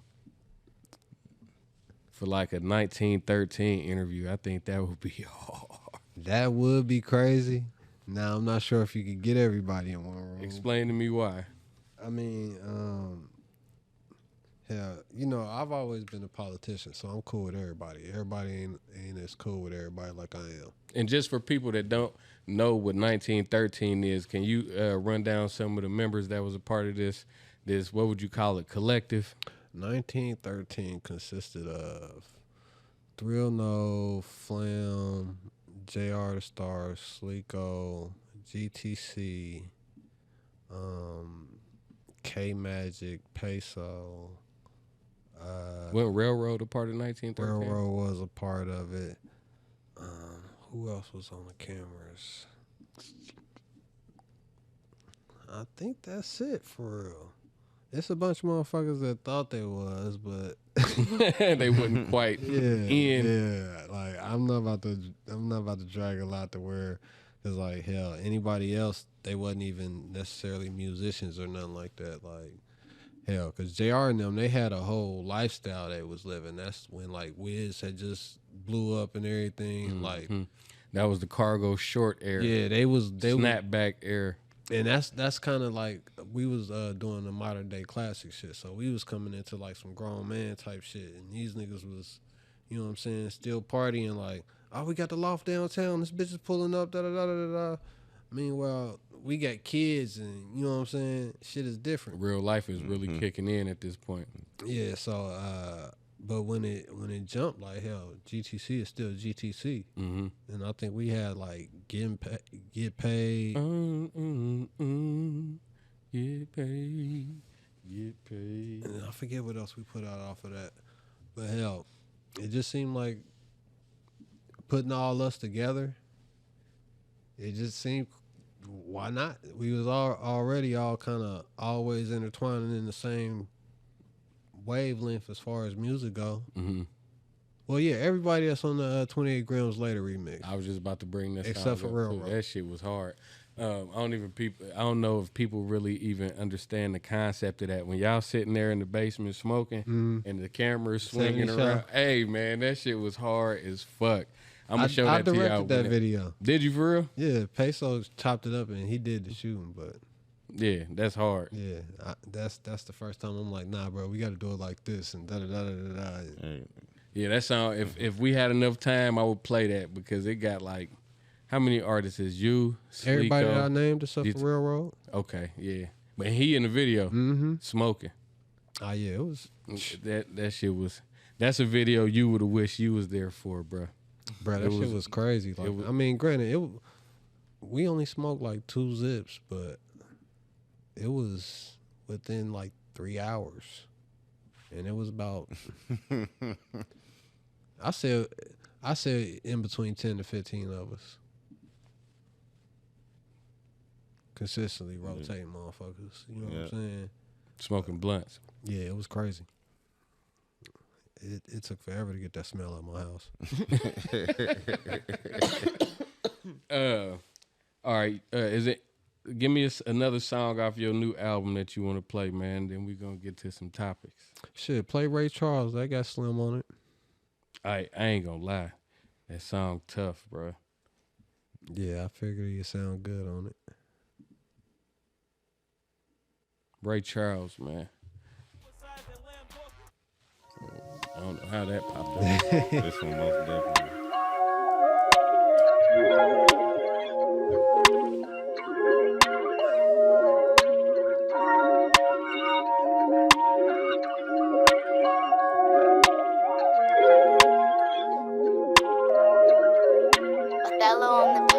Question: is every nigga with dreads for the cause?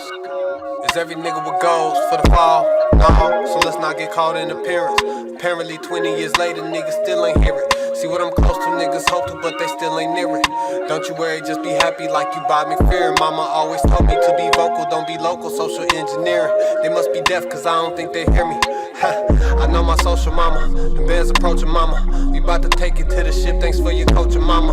I wouldn't give these niggas a sentence nor a half a comma. See, ain't no need for asking me because you know I'm gonna. You know I'm coming, but it's for the money. Niggas shining like a sunny Sunday. The greenest racks come on the blackest Mondays. Can't see it now, but maybe we will one day. Better than me, but now you're saying something. I can't see it. Yeah, I must be blind cause I can't see it. I can't see it. Yeah, I must be blind cause I can't see it. Yeah, I can't see it. You the one, huh? Hardest where I come from, burbs of the slums, huh? Know some suckers, but you gotta be a dum-dum. On a drum or a gun drum, the conundrum. How they gon' keep up? Can't respect how they feelin' if they don't speak up. Gotta say it with your chest, we don't leave me much. Pro better, mo better type leads we touch. She know I got it locked like a dreadhead. Fun like a blind ass, rarer than a redhead. Said she love Pinterest, so I pin her to the bedspread. Give her dick, so she stay giving me head. How I make it, you can never fake it. Just know I'm flattered by your imitation. It never mattered to opinionated. Picture you better, now that shit is shaking. I can't see it. Yeah, I must be blind cause I can't see it. I can't see it. Yeah, I must be blind cause I can't see it. Yeah, I can't see it. See that you ain't fucking with me. Ray Charles can see that you ain't fucking with me. Ray Charles can see that you ain't fucking with me. Y'all know the vibes, y'all know the vibes. Ray Charles can see that you ain't fucking with me. Ray Charles can see that you ain't fucking with me. Ray Charles can see that you ain't fucking with me. Y'all know the vibes, y'all know the vibes.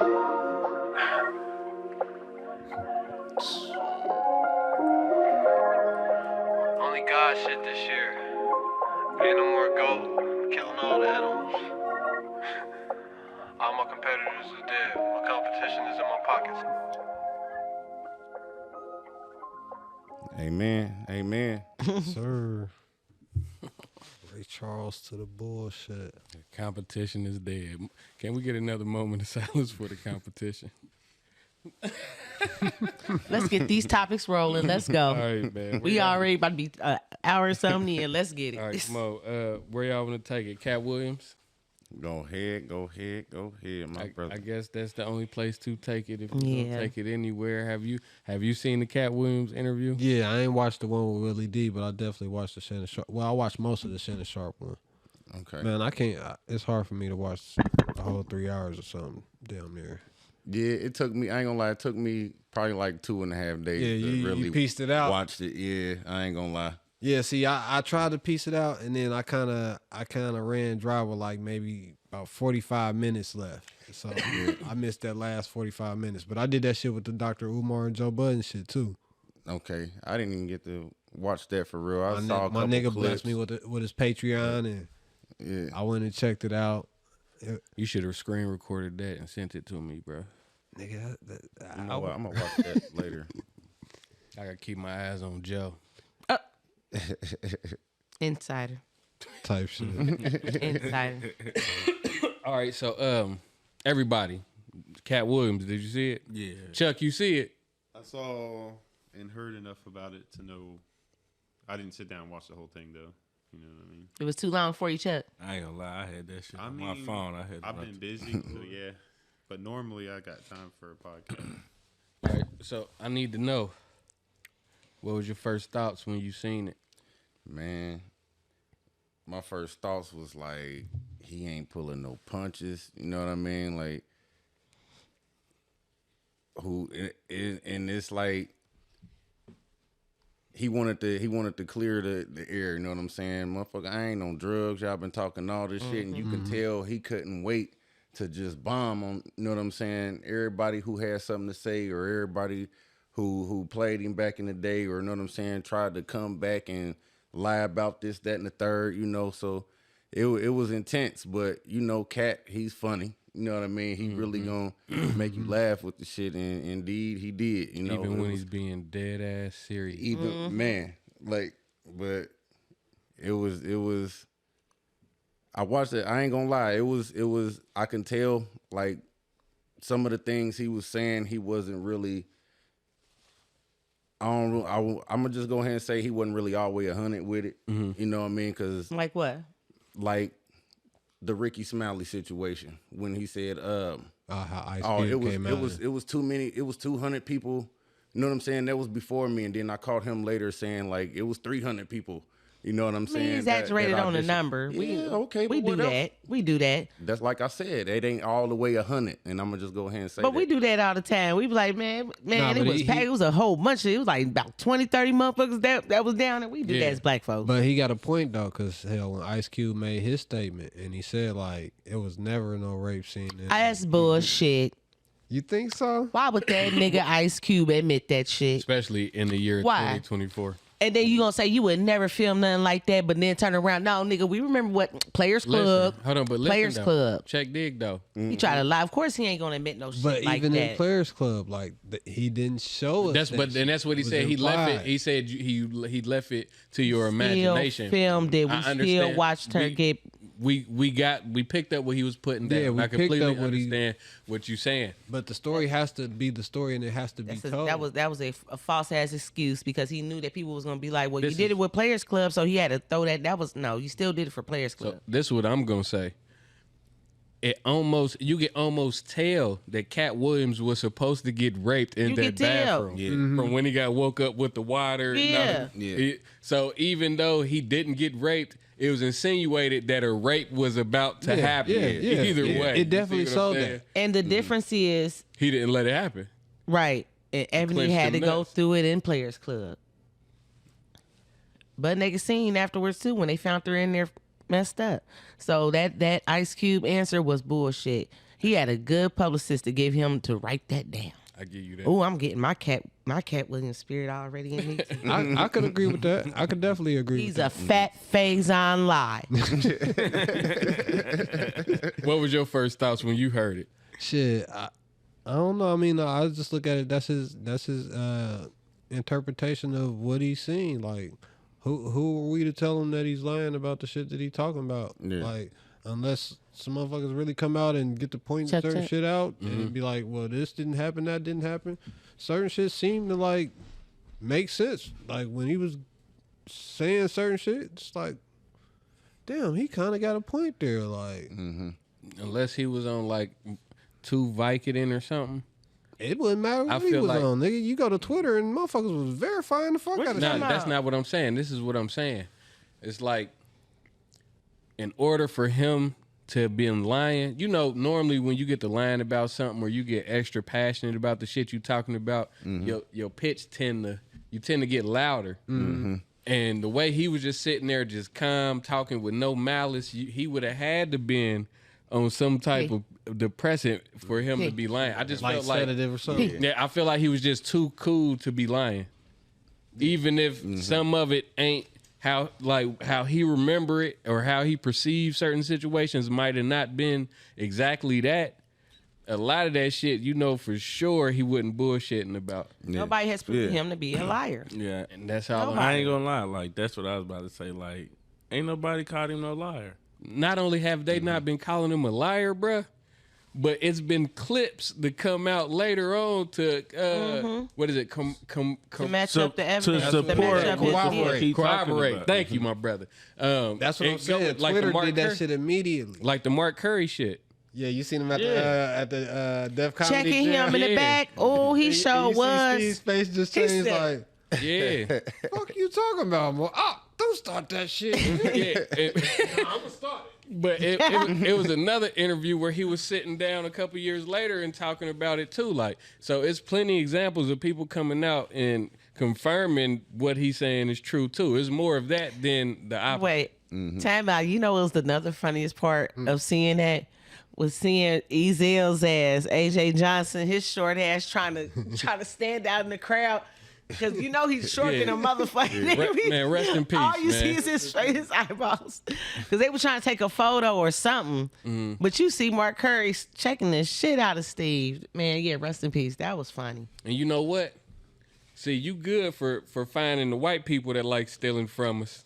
Because you pulled Living Single and Friends out Yeah. like that. Yeah. But where the fuck was That's your definitely what antennas it is. when Steve Harvey stole Hanging with Mr. Cooper?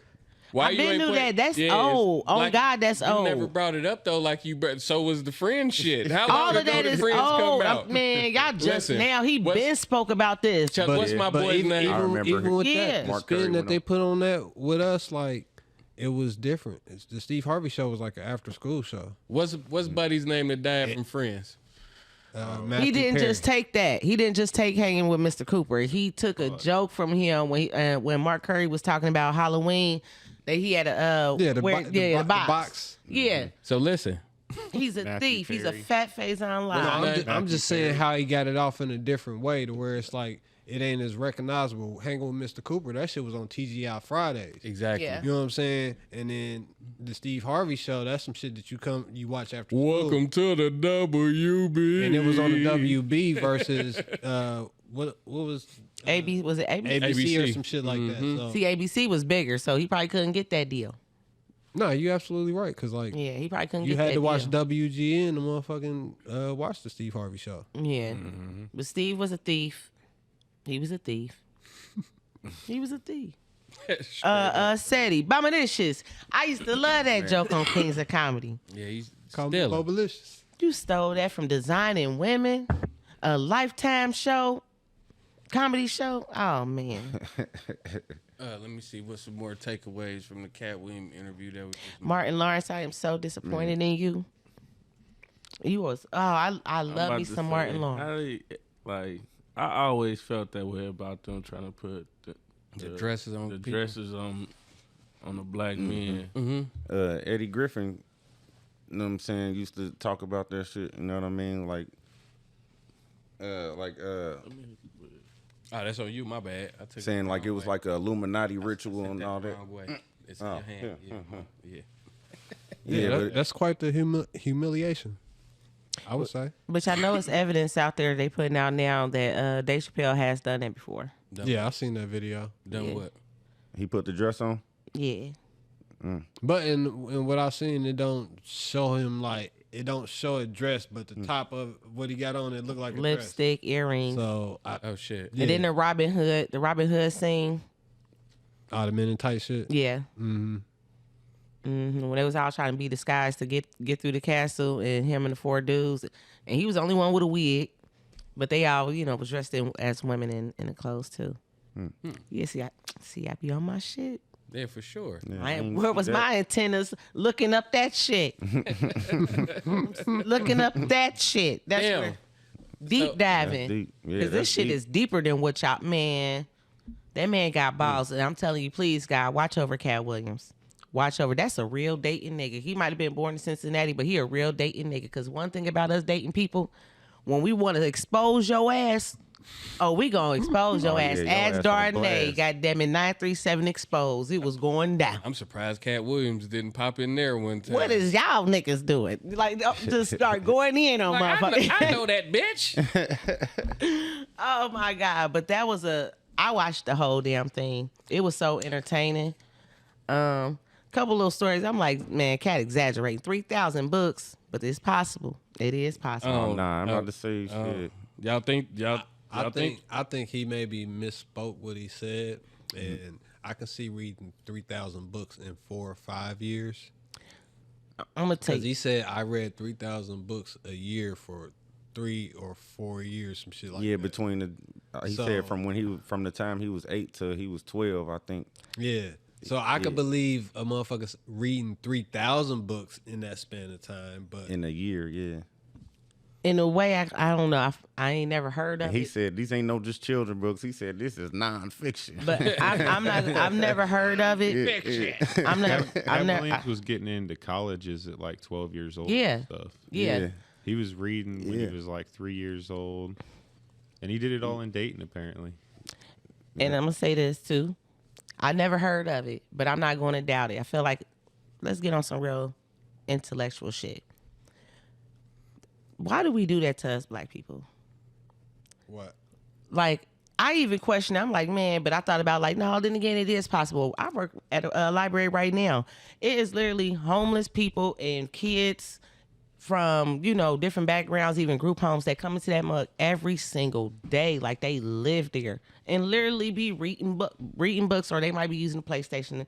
But literally the same people every single day. Even on down there now, you have a library card limit up to like 50 books you can take out with you. Who the fuck is going to take out 50 books? Every time People we take do. a lot of books, But people do it. They never go back. You ain't gonna But- tell on me, are you? Like, Nah, I ain't gonna tell. now I ain't no you're snitch. part of the system now. I ain't no snitch. You already snitched on your cousin. Y'all was stealing shit when y'all was kids. I ain't One no book, snitch. but 50 books. But- Lord have You mercy. can start your own fucking library. Rent a You book. just go get a pass at like 6 libraries. You know got what? your own library. I'm Shit. done. Hey, but I'm not gonna limit the possibilities of a black child being able to do that. Just because we are from the hood and we've never heard of it doesn't mean that it's not possible. So that's what I'm gonna say. And he's smart enough because they say he put up the money for his shows when he do them live events, and he booked the art, he paid the artist, he do everything. You got to have some type of business sense to be able to deliver that type of product. Ludell says Didn't- he's always paid everybody well. He's been loyal. Boosie said when he got out of jail, he invited him to a concert. When Boosie got there, treated him good, fed him good, everything. Said Boosie was leaving. Said Cat Williams ran up to him, threw a towel at him that was rubber band. Bundled up. He said he bust that motherfucker open, had $15,000 in it. Yeah, And she said he do that all the time. Deion Cole said that too. That's fire. He had a woman walk up to him and just say, "Good show." And he thought that, you know, when she touched his hand, that he was putting her number in his hand. He said he opened up, it was $1,000. Come to find out, piecing the puzzle together, another comedian said that Cat Williams was at their show, and a woman did the same thing. He pieced it together. He said it was Cat. He said he know for sure. You know, so that man, y'all been trying to rain on his parade and say he's crazy, like you said.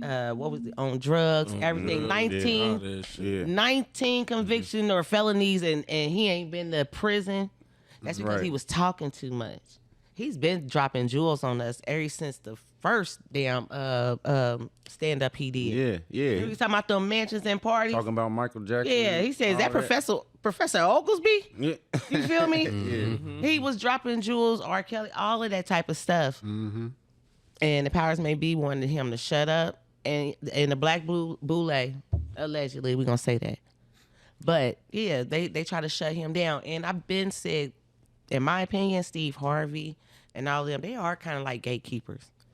They tried to do that to Bernie. Yeah. Yeah, rest in peace to But Bernie. Bernie was just, he was probably one of the best comedian. Yeah. I used to love Bernie Mac, bro. But this interview is sitting at 42 million views. Oh yeah, because I Shannon done watched Sharp it about twice myself. Got so the I know. interview of the year at the beginning of the year. I don't see an interview topping this. Cat broke the internet. It ain't too many times that people come out and speak a lot of truth, especially when it goes against what's going on. Yeah. You know what I'm saying? Like, he said a lot Oh, to where he's got everybody looking at everybody like He got everybody's attention. It was perfect timing. It was like perfect everything timing. that everybody's always been saying. It's like he just basically confirmed a bunch of shit that everybody be like, you know, I wouldn't want to da da da da because you da da da da da. It was And perfect Come to timing. find out, motherfuckers is da da da da da. He just had it was perfect timing because Diddy and all this TD Jakes, and then boom, he broke the internet. It's just a whole bunch of. It's an avalanche of misdeed and inappropriation coming out. Like, I think this is the year, like he said. This is it's already the age of Aquarius for those who know. For those who know, but for those who care. for those who care, like Yago would say. But I really believe 2024 is going to be the year of exposing. your faves, everybody, all these people that y'all have worshipped, like idols and everything, it's all about to come out. I feel it. I'm telling you. That's deep. Yeah, Hollywood's skeleton closet is filled. Motherfucker ready to spill out. Yeah. Hey, my grandma always said, "What's ever done in the dark will come to the light." What's ever done in the dark will come to light. Speaking of Diddy, I'm about to play this clip that Chuck put in the topic group and say, acting confused about what you said is crazy. Lord. Oh, hold on. I'm sorry. You I still got some fire music going. I'm sorry, y'all. Hold on. Let me see. You because they said you were sounding real suspect on the interview. Yeah. Did you see that? Of course, I didn't see that. No, I didn't see it. You didn't see it? I swear to God. Come on. They had me a night of party, and I don't really remember what I was saying. You know, would you like a reminder? Yeah, sure. Play some. Hey, yo, listen, yo. I like when you like this, Daddy. Where you put my bag? Daddy, I like when you scrambling and scraping for shit. Whew. That's enough. Come on. That was you. Police! Help! That's enough. You said, I like when you do it like that, Daddy. When you scrambling and scraping for shit. Help! Police! Help! Police! Help! He said that was you. Hey, man.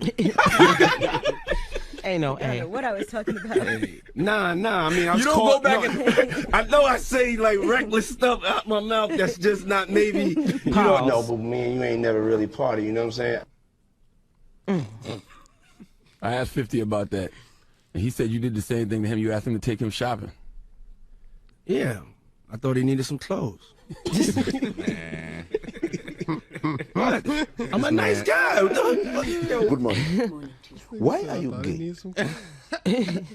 Why are you gay? All right. Diddy, why are you gay? So that was like a super viral moment. We've been saying party since it happened. I don't know how Diddy can sit there and act like he don't remember saying that. Oh my God. Yeah, that shit was. I want to know how he sat there and act like he ain't seen it. He know he seen I'm it. about to say, you know, the whole world done played that. That nigga acting remember when he said it. That nigga's acting stupid. He know he said that. He remembers when he said that shit. If it's on camera, he remembers it. He wasn't that drunk. No.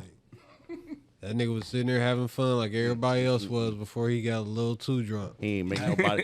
I like when nobody you- take it down or nothing, man. He said, I like it when you squirming and scrambling and But shit. that was also on his network who was it? too It at the was time. It was him, Fabulous, Jadakiss. Jadakiss. Like they was having a good time at first, and I think got he just weird. got too busted too fast, and Nah, he popped up. He wasn't there the he whole popped time. up, 'cause he wasn't even supposed to be on He was there. already wavy already when he got there. That's how you know. How you just pop in another nigga interview that you got. Because it What- was on his network. So that means he know he's seen that. It was on his network. And you let that shit slide. So what was that? Some buck breaking? What was that? Make me think. I know them niggas got uncomfortable like Debo. Like No, Debo for real. came up in that motherfucker. Make like, me think. yeah, because like that's exactly what he did. He tensed everybody up. He and was him saying that. then got to kind of, hey, Fab. He was damn near pressing them niggas in there, Yeah. bro. Like the penitentiary. Like, yeah, I like it when you hear scrambling and shit. Like, Yeah, like, he what let that him know. was? What the fuck was that? Yeah, he was in there like, yeah, nigga, I see that I make you nervous, nigga. What was that? A ritual he had to do on it? Like that's some weird shit. Like, come on now. Like, damn, Fab, why you ain't never come party with me? We did. We partied that one night on the. Nah, but you ain't never come party. Like, I was make that nigga's chip tooth come back. That nigga was scared. He was trembling. That chip, he about to break that chip know tooth. what to say. That nigga super lyrical was lost. Like,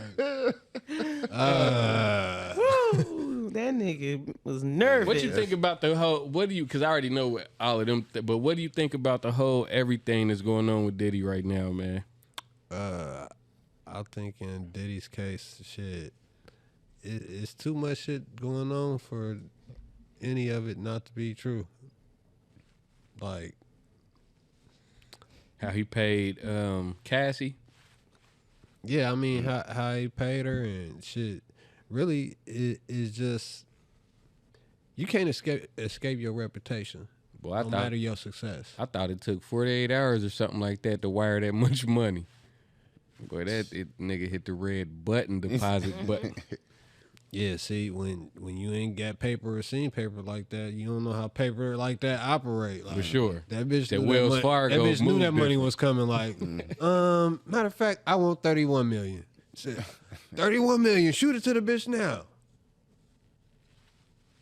And then what happened? 3-4 more cases come out, and all types of stuff. Everybody. But my talking whole about thing Diddy is party. like, sometimes shit can. I hate that she came out so long after. Like, I hate that shit. Because it looked like you was just broke and now you just shooting Yeah. for the stars. Yeah, and I don't negate what he did or look at him and know, like, because if he did that shit, and he fucked up. But You should have did it for a better reason, just the money, than just the money grab. It's like you could live Can't really with it. say that, y'all. Huh? Can't What- really say that. No, this is just solely my opinion. This isn't fact or what happened. But You can't really say, like, that nigga's a monster. That's like the industry boogeyman. You know how many niggas he done scared and shook up? you know how many niggas he It's a done fucked? list. It's a list. Like he's getting sued by the Jay Versace nigga because he pulled up on a nigga, let him hear some beats. This nigga bent him over a bed. oh yeah, I mean, but You- this nigga has been the boogeyman for years. He has shook up and he done slapped up Drake. He held Wale over a balcony he one done blew up time. Kid Cudi's truck. Blew up Kid Cudi's truck. Who else? He done damn near try to kill Al B. Shore. Like, he was you don't know, this bride must have been scared and she trying to leave off with this white boy. She tried to get her mind straight and he teaching her how to love herself again, whatever. I mean, that could have been some psychological shit. What was she? It could have been hard for her to escape this nigga. He's a billionaire. He got them the J people on his side and everything. You know who I'm talking about, The J right? words, yeah. Yeah. For sure. Man, that's hard. This nigga have people trembling all throughout the industry till it's so many people that's holding on to stuff now that's finally coming out just because she got the wave started. So we can't do that to Cassie. Can't do that. You don't know. So he got that Gene Deal motherfucker on. She probably had to find a way where she can get enough On money his so where ass. she can escape from his ass. And we ain't heard from that bitch since. Think about that. We ain't heard from her since. Well, I think that might have something to do with like the different ways and strength that men and women have, because women have the strength to hold that shit and deal with it. You's not doing no shit like that to me, and I'm just gonna sit with it. Terry Crews. Terry Crews, that Christian Keys. What's that dude. man name that ran up on him and yoked him up and grabbed him by his nuts? Yeah. Epstein. Was that Epstein that did him like that? Weinstein. Weinstein? Harvey Was it? Weinstein, for real. That's, man. He spoke out about that a long time ago. Pressed him. Got the and it's like, Terry Crews, why the fuck did you let that slide? Type shit. He was the runner of Hollywood. Motherfuckers, they want that status more than anything, Yep. so they willing to do. Like, see, that's the problem. Motherfuckers ain't got the integrity to operate the correct way. It's like, That's what. that, just like what Kat was saying, like there's this next level to where they know everybody wants this next level. But are you willing to suck a dick to get here? Yeah, exactly. Nope. You know what I'm saying? Are you willing to bend over to get here? Like, Nope. Are you willing to do whatever the fuck we want you to do? Or He said, "Oh, you shortcut takers." yeah, I definitely believe in that type of shit, for sure. Oh, shit. Well, yeah, in the case, like with Diddy, I can understand that. Like, yeah, he is a powerful dude. At the same time, shit, his power, it lies within his reputation. Cause hell, if this shit would have hit him 10 years ago, it'd hit him as hard. He would have to be as quiet as he is now. Think of how much money he's made in the past 10 years that he wouldn't have made then. Man, that nigga got Think off. of how many more That nigga victims got there's off. been than it wouldn't have been then. Diddy got off with some shit in the past too, though. That boy Mace He spit a had verse Shine on to him. You see take a that? deal for his ass, do some time. Diddy been doing some stuff Yeah, though. Mace He can't was wait. paying people off. He kick his back in every chance he get. He sure do. Mace don't let no opportunity pass to get his shit off. I think even in Mace's case, like hell, you see them kind of grinding from the outside of things, and like they shit is really like elevating up. Like they have to fuck with their shit. It's not like, oh, you giving us a shot. Like now you want a piece of it is what it is because damn, Sports Center shit getting a little lower and our shit going up. You know what I'm saying? That type that's real leverage to where there is no next level that they want to climb up to. We want to keep doing what we want to do. But if y'all want to fuck with us, yeah, y'all can buy in a little bit. We know how exposure works because they work with major labels and shit like that, so they know how the business works. Yeah. And integrity. You know what I'm saying? So niggas don't put themselves in a position to have no integrity. Or I don't know, shit just get real wild because like when you look at like a situation like Kevin Hart, like, you know, bro, dude ran up like $500 million. He's the token black guy right now, and it's been that for like he's on like a Drake run. Yeah, something like that. Yep. Damn near. And I ain't gonna lie, like his last special was good, but he had a couple of them that wasn't like really it for real. It was like, and I went to him live. Like, hell, I know one of them I fell asleep at. Damn. I know I wasn't that high. Man. My wife woke me up at the end like, it's over. See, I knew it.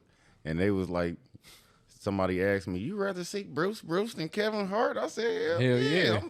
But I fuck with him. You know what I'm saying? I go to every one of them, and I don't know. Maybe I was tired or something. I ain't gonna lie. I think one of them stand-ups wasn't even really meant to be a stand-up. I think it was like public humiliation of how I did my wife, and this is like my way back in the house. I think I know which one you're talking about. The one where he vividly talks about him cheating, and it was like he had to go out there and get motherfucking stones thrown at him. Yeah, I got to jump ahead of the story and tell y'all everything before they put it out. Yeah. Yeah, I went to go see him before, me and Russell, and it was horrible. I hated it. I think it was Laughing My Pain. She said, hated it. I ain't gonna lie. He was talking about a deer, bruh. Yeah, I know. Like that shit was, and Russell was cracking the fuck up. He said, "Oh boy," and this motherfucker just good, and I'm just sitting here like that shit is corny. That shit is whack. I ain't gonna lie. I went to go see him at the Funny Bone like back in. It had to be like 2011 or some shit. 22. We had shot the Bitch I'm Banging video that night. So whenever we shot that motherfucker, because I tried to get him in the video, but I couldn't make it happen. That was a real life house party. Man, that motherfucking house party got robbed after we got done filming. Damn. But he was funny when we went to go see him at the Funny Bone, and that was the last time I seen him in a crowd that small. Like the next time I seen the nigga was in a stadium, like that quick. But shit, that first special that he had came out with was funny, like the shit in Cleveland. His first couple of them, you know what I'm saying? But like I said, that last one or two was shit. Yeah. I think it's because his material was about his wife and kids in the beginning, and then once him and Tori, you know, once he got a new wife, once he cheated, if you want to go there, he cheated on Tori, and then they divorced. He got a new wife. He just haven't been funny no more. And it's crazy because she's a comedian as well. She going on tour with she had been a comedian for years with Cat Williams, and people out here mad. How you gonna be mad? Checkmate. That's a checkmate move. Yeah. You know exactly what that is. I'm about to turn your wife. You cheated on her, left her for somebody else, and then you didn't even help her career. You didn't even help her career, nigga. You helped Tiffany Haddish. And you didn't even help your ex-wife. Yeah. I would have been helping. Come on, bitch. Don't be asking me about no damn money for these kids. Come on, I'm about to build you into a star. You about to open up for me. Listen. And all the time, he slipped on that. But check dig though, all the time that Cat Williams was talking about Kevin Hart during that time, he was married to her, to Tori. So for her to go and still work with him after he said all that about Cat Williams, because you would at least have loyalty for him as No, your kid. I don't think they were still married. You don't think he Fact was check talking that. about? Fact that check, Chuck, please. I don't think they were still married. You got to think how long he talked about Kevin Hart back when he first came into the game. Beef, yeah. He said they The been- furthest I can remember. He been calling Kevin Hart a plant. The furthest I can remember was what's the furthest I can remember Cat talking about Kevin Hart? Yeah, I must say he kind of explained that. Really. Yeah, I was about to say he ran it down. From the moment he came in the game, he said that Kevin Hart lied about being homeless and start having his start out in. He said whenever he came to comedy, he said Kevin Hart already had a TV series. It's called In the Big House. You can see that on YouTube. I'm trying to actually think when it was like publicly, when he said something publicly about him. Probably the Breakfast Club. I remember I was thinking the Breakfast Club, but I can't remember how long ago it was. But because that's the I don't first think time him he said and nothing. Tory was still married. But because that's the They were first time married he till said something, 2011. that don't mean that said what? he ain't been feeling some type of way about him. They were married till 2011. Yeah, I don't think. Yeah, that's right when he took off because that was probably around the time. Yep. Yep. Yeah, they He had wasn't already married when had a couple him and stand-up Cat was. too. Yeah, but go ahead. I don't even remember what I Yeah, was. my fault. But yeah, 2011, he had already had a couple stand-ups by then. So it's like that first major stand-up he had. I can't remember the name of it. I ain't gonna lie. The only thing that gave me the benefit of the doubt when Cat was talking was when he was saying how, like, when you look at his movies, and he said that he hadn't really done anything before then outside of Paper Soldiers. That's the only thing that gave it like. That's one of my favorites.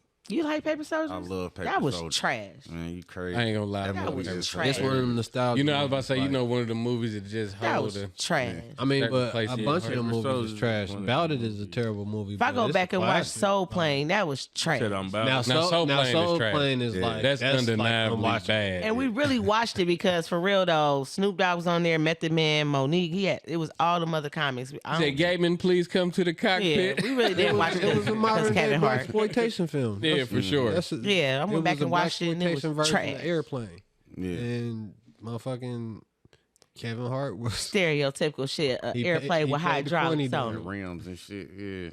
Candy paint. Trash. All right, so look, even with that though, he's played the same role for 20 years. yeah, He has. Like he was the guy that's kind of awkward and end up lucky or end up with bad luck and Talking about Kevin Hart and end up. This is another. I'm sorry, y'all. I'm on my chain man thing. all right, so listen, Hold on, let me just say this. Why do they always put him up against The Rock? Why y'all got this itty bitty man with this big bulky WWE weight? That's some funny shit too. what you they, mean? they you- like the what you modern think I day know? odd What you- couple. No, I mean what you mean? That's what they like the modern day odd couple. That's some weird. It's weird Opposite though. attracts. Oh, it's some. I think it might like it could be some type of message in there, but I think it And really y'all just ain't might never- be money. Y'all ain't never see like what was that scene in one movie where they kissed each other or something? Yeah, I seen it. And then they had that one scene in A Husband's of Hollywood, Wasn't it like and he Central get pulled over Intelligence? by Shaq. Oh, yeah, and he bent Shaq, him over and gave him company. man, Yeah, that was. you that keep was putting this extreme, little man. bitty Yeah. man next to the man. That's weird, yo. I'm on my chain, man, thinking shit. Okay, I could get that. Yeah. that's- I could get that. Come on now, think Yeah, I ain't about gonna it. lie, Think you make- about it. You make a lot of sense. Thank you. All right. You make a lot of sense. All right, so we about to go over this one last topic. Yeah, let's get it. I want to have a story with how me and him really got cool for real. Okay. Then tell me another song you want to outro on. Like the song you want. Is it the end? Want to play the end on the way out? Yeah, you can play the I end. fucks with the end. All right, so this is coming from ESPN. Breaking news: Tiger Woods has parted ways with Nike. He announced on social media. Woods signed with Nike after turning pro at age 20 and was with the brand for 27 years.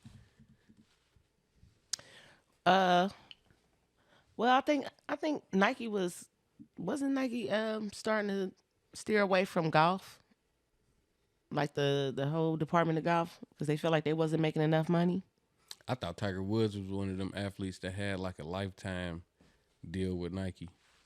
I wouldn't say. I mean, shoot, you would think, right? I mean, but Because after he retired, he was still with Nike, wasn't he came back though.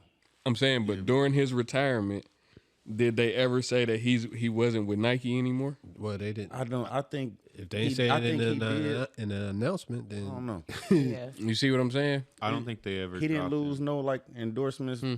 I think he's been with them the whole time. I don't think there's been any time where he wasn't with them. So what do you think his reasoning would be to leave Nike now? I think it's that Nike was. I think I've read that Nike was leaving the golf, the whole little golf department and everything, merchandise and stuff, because they weren't making enough money. and you think they just might be posturing it like he's leaving. Yeah. And he just like, all right, well, shit, they gave me $1 billion to shut the fuck up, so He get to walk away with his head high. Yeah. Like, ain't nothing like Like, when I'm you break up- resigning. when you break up with the girl, but you let her run off with the story that she broke up with you. Y'all don't you do just that. gotta You what? liars. Y'all don't do that. Sometimes you Y'all just gotta do- let her have it. Well, I mean, you never know how the business dissolution might have worked. Like, it could be Yeah. shit to where he still get a percentage of something or some type of Yeah. contract afterwards, and they just like, well, shit, we not about to try to. I'm resigning. I'm not fighting. We not about to try to make no new money with you, niggas. So let's figure out how to pay Yeah. you a little bit of what you would have been getting had you stayed. If you kept niggas in golf, you know what I'm saying? Even though it's more niggas starting the golf, but it ain't because of Tiger. Mm-hmm.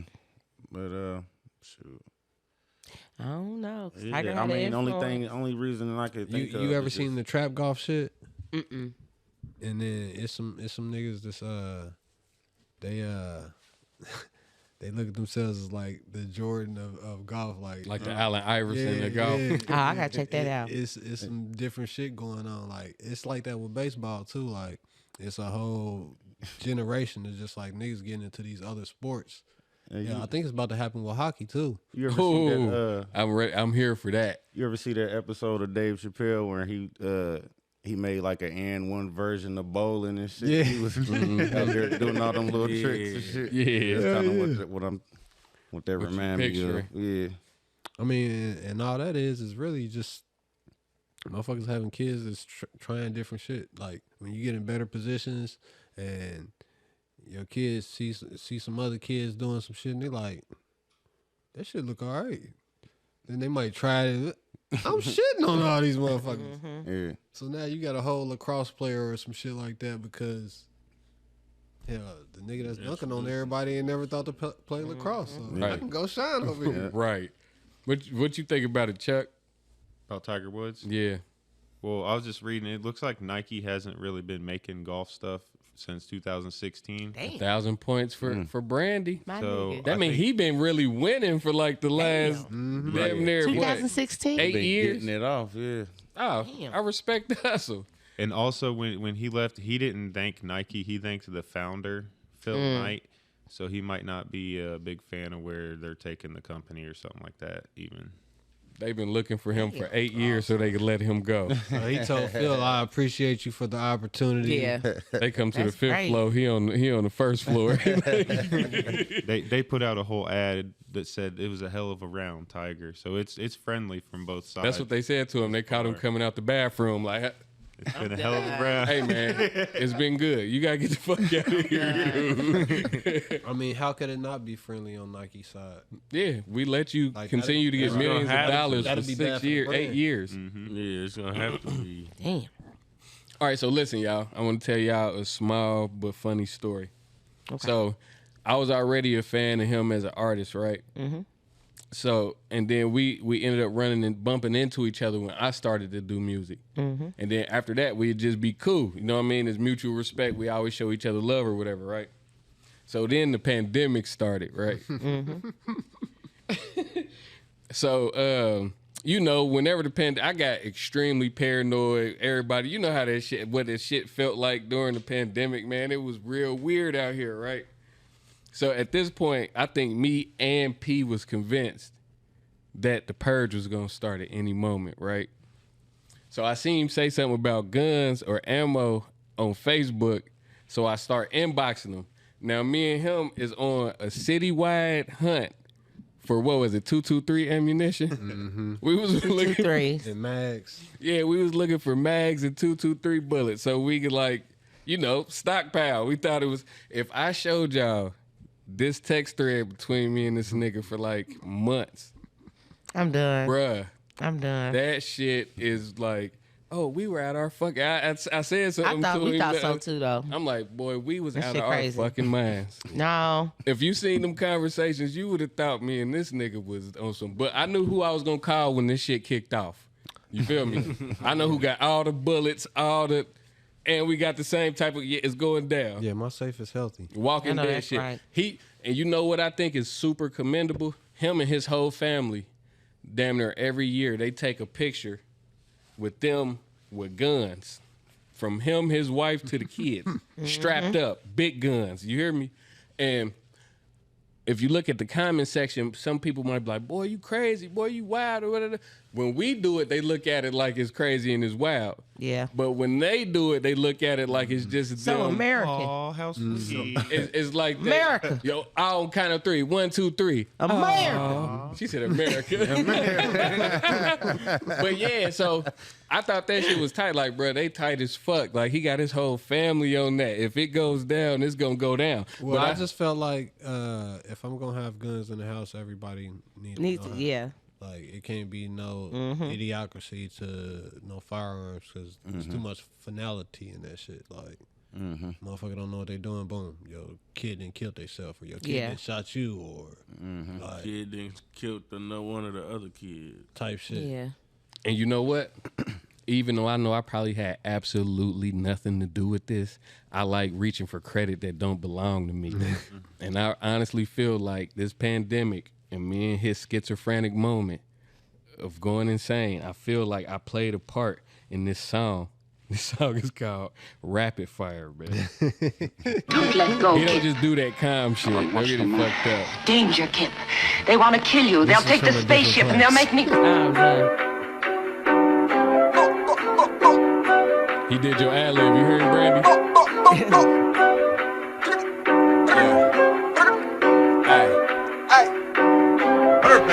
PBTTG, see I'm trained to go. I'm about to come how they ain't came before. Nothing came before, they had my name before. Lil Land niggas can't hang with ghosts. Shoot a Simba in December, cause I need a coat. They say life is for the living, bitch, I'm needing more. With solo on that ass, guess I'm on the road. Fuck friends, make beans, cop a Benz and blower. 30 hanging out my pocket, 40 make you a wallet. Cause if you got it and they got it, then I guess I gotcha. I'll be damned they catch me like and knock out my gazpacho. Fuck around and get you scraped and I just bought a spatula. It's gonna take a lot for you to kill me. I'ma make sure these pussies feel me. Rapid fire, nigga. Rapid fire, nigga. It's gonna take a lot for you to kill me. I'ma make sure these pussies feel me. Rapid fire, nigga. Rapid fire, nigga. Whole $500 in my handgun. Told her, babe, I'm happy to see you. Excuse the hand drum. Beating down the block, but I'm on 51. Niggas don't want one. I don't know why, but I'm amped now. Bitch, I'm locked in, ho, I'm clamped down. Pussy, you a coward. Bitch, I'm on some power now. Think this shit is sweet, that's how this shit ended up sour. Now they on some, it ain't gotta be all that. But now I'm on some, nah, it's gotta be all that. See how the script flip, hate to see all that. Somebody says sticks, bitch, I'll be right back.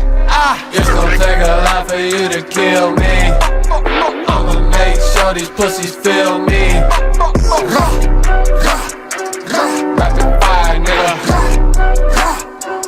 Rapid fire, nigga. It's gonna take a lot for you to kill me. I'ma make sure these pussies feel me.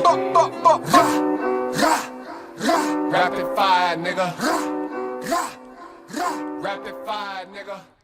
Hey, them ad-libs was crazy. That's a whole different They person. get you in that. So, bruh, just for the sake of me, just to be like, yeah, bruh, the pandemic and them conversations. Oh yeah, that helped was mold definitely the start of it. Shit, the conversation that I had with you is part of the reason why I started To the Teeth anyway, because we was talking about trying to find shit, and you know what I'm saying. It wasn't nobody but really us, but I knew it was motherfuckers that was into it, so I started the group, and then that's when we all got on there, got to talking, and we all showed our guns. Like it didn't slow down some because motherfuckers is outside again. So I know I ain't buying as many guns as I was in the pandemic. I'm pretty sure you got enough guns. Yeah, I got enough. All right, man. So tell me what you got up next. Shit, I got some more music coming up next. I'm about to drop some videos. If anybody pays attention to my visuals, they always crazy or real in depth. Like hell, with this shit for this project that I'm coming up with, it's gonna take me a little bit of time because like it's real intellectual and shit, or at least I think so. Like it's gonna be deep as fuck, and some of the shit that we talked about is some of the shit that I'm gonna delve into, but not as vivid as Cat Williams would put it. But well, yeah, it's gonna like we gonna fuck around and talk again. You're like, bro, I can't believe you did that shit. I'm here for it. Yeah. How far are you into it already? I'm about to schedule shooting the first scenes of it. I'm waiting on the dude to hit me back, so I'm trying to get it scheduled in the next couple of weeks. So hopefully in the next month or so, I should have it out. Okay. But other than that, I mean, I'm just dropping music, bro. All I'm doing is basically writing my Bible while I can. Like one of my main goals is to die empty. Like I'm not trying to have no ideas left in me before, you know what I'm saying? Like Sure. while I still can, cause hell, What they say, leave it all on the floor. exactly. Like shit, and I feel like I'm a way better artist now than what I ever been. The shit that I can talk about and the perspective that I can speak from, it's just different. So I ain't gonna do nothing but what I've been doing, and hopefully I prosper from that. Yeah, for sure. I feel like it's on the way. I feel like 2024 gonna be a good year for everything Dayton got going on, whether it's podcasting or like artists or just anybody with like entrepreneur. I feel like this is the year of the entrepreneur. Amen. Amen. I feel that. Hell yeah. Yeah, I feel like it's appreciate about you to for be- having me on, brother. Oh, nah, for sure. What about you, Hefe? What you got going on, big dog? Oh man, just working, man. I'm waiting on my truck still, so hopefully it should be here. Should be done, hopefully middle of next week. But other than that, That's all Bruh care about. He got an SRT. Oh yeah. yeah. Somebody done hit him, done took him off the streets.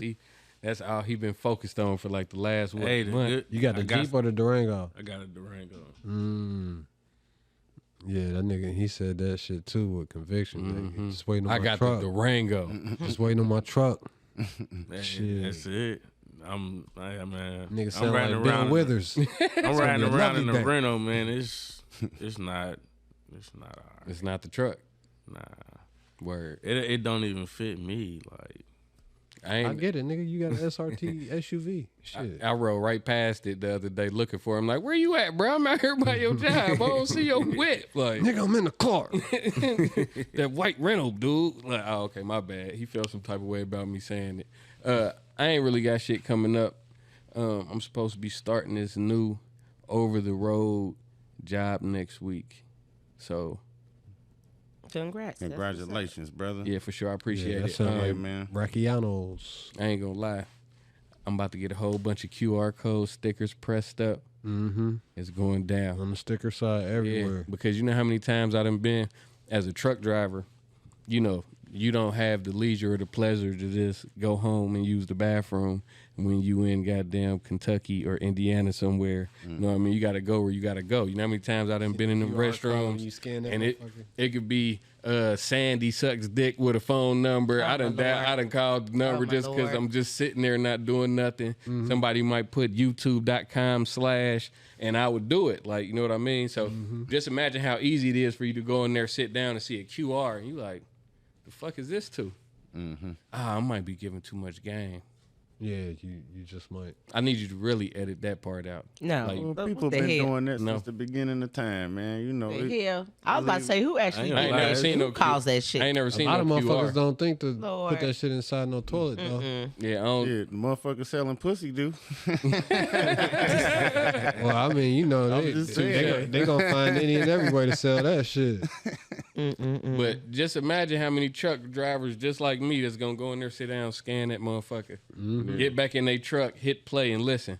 You feel me? So, At least for the fuck of it, either for the laugh or to be like, damn, this shit dope. for sure, and it's gonna be more of that than anything. Outside of that, I ain't got too much going on, bro. Just waiting for next Wednesday. Well, I just been watching these. He always talking about some whelp. Ain't whelp like an ending word like a motherfucker. Well, nigga.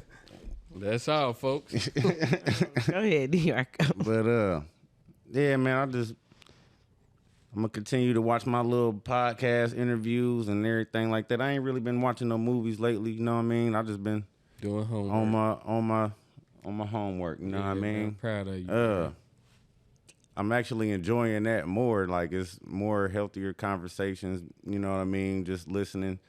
It's a lot of bullshit out there. You know what I mean? To filter through. You know what I mean? So it'll really drain you. You know what I'm saying?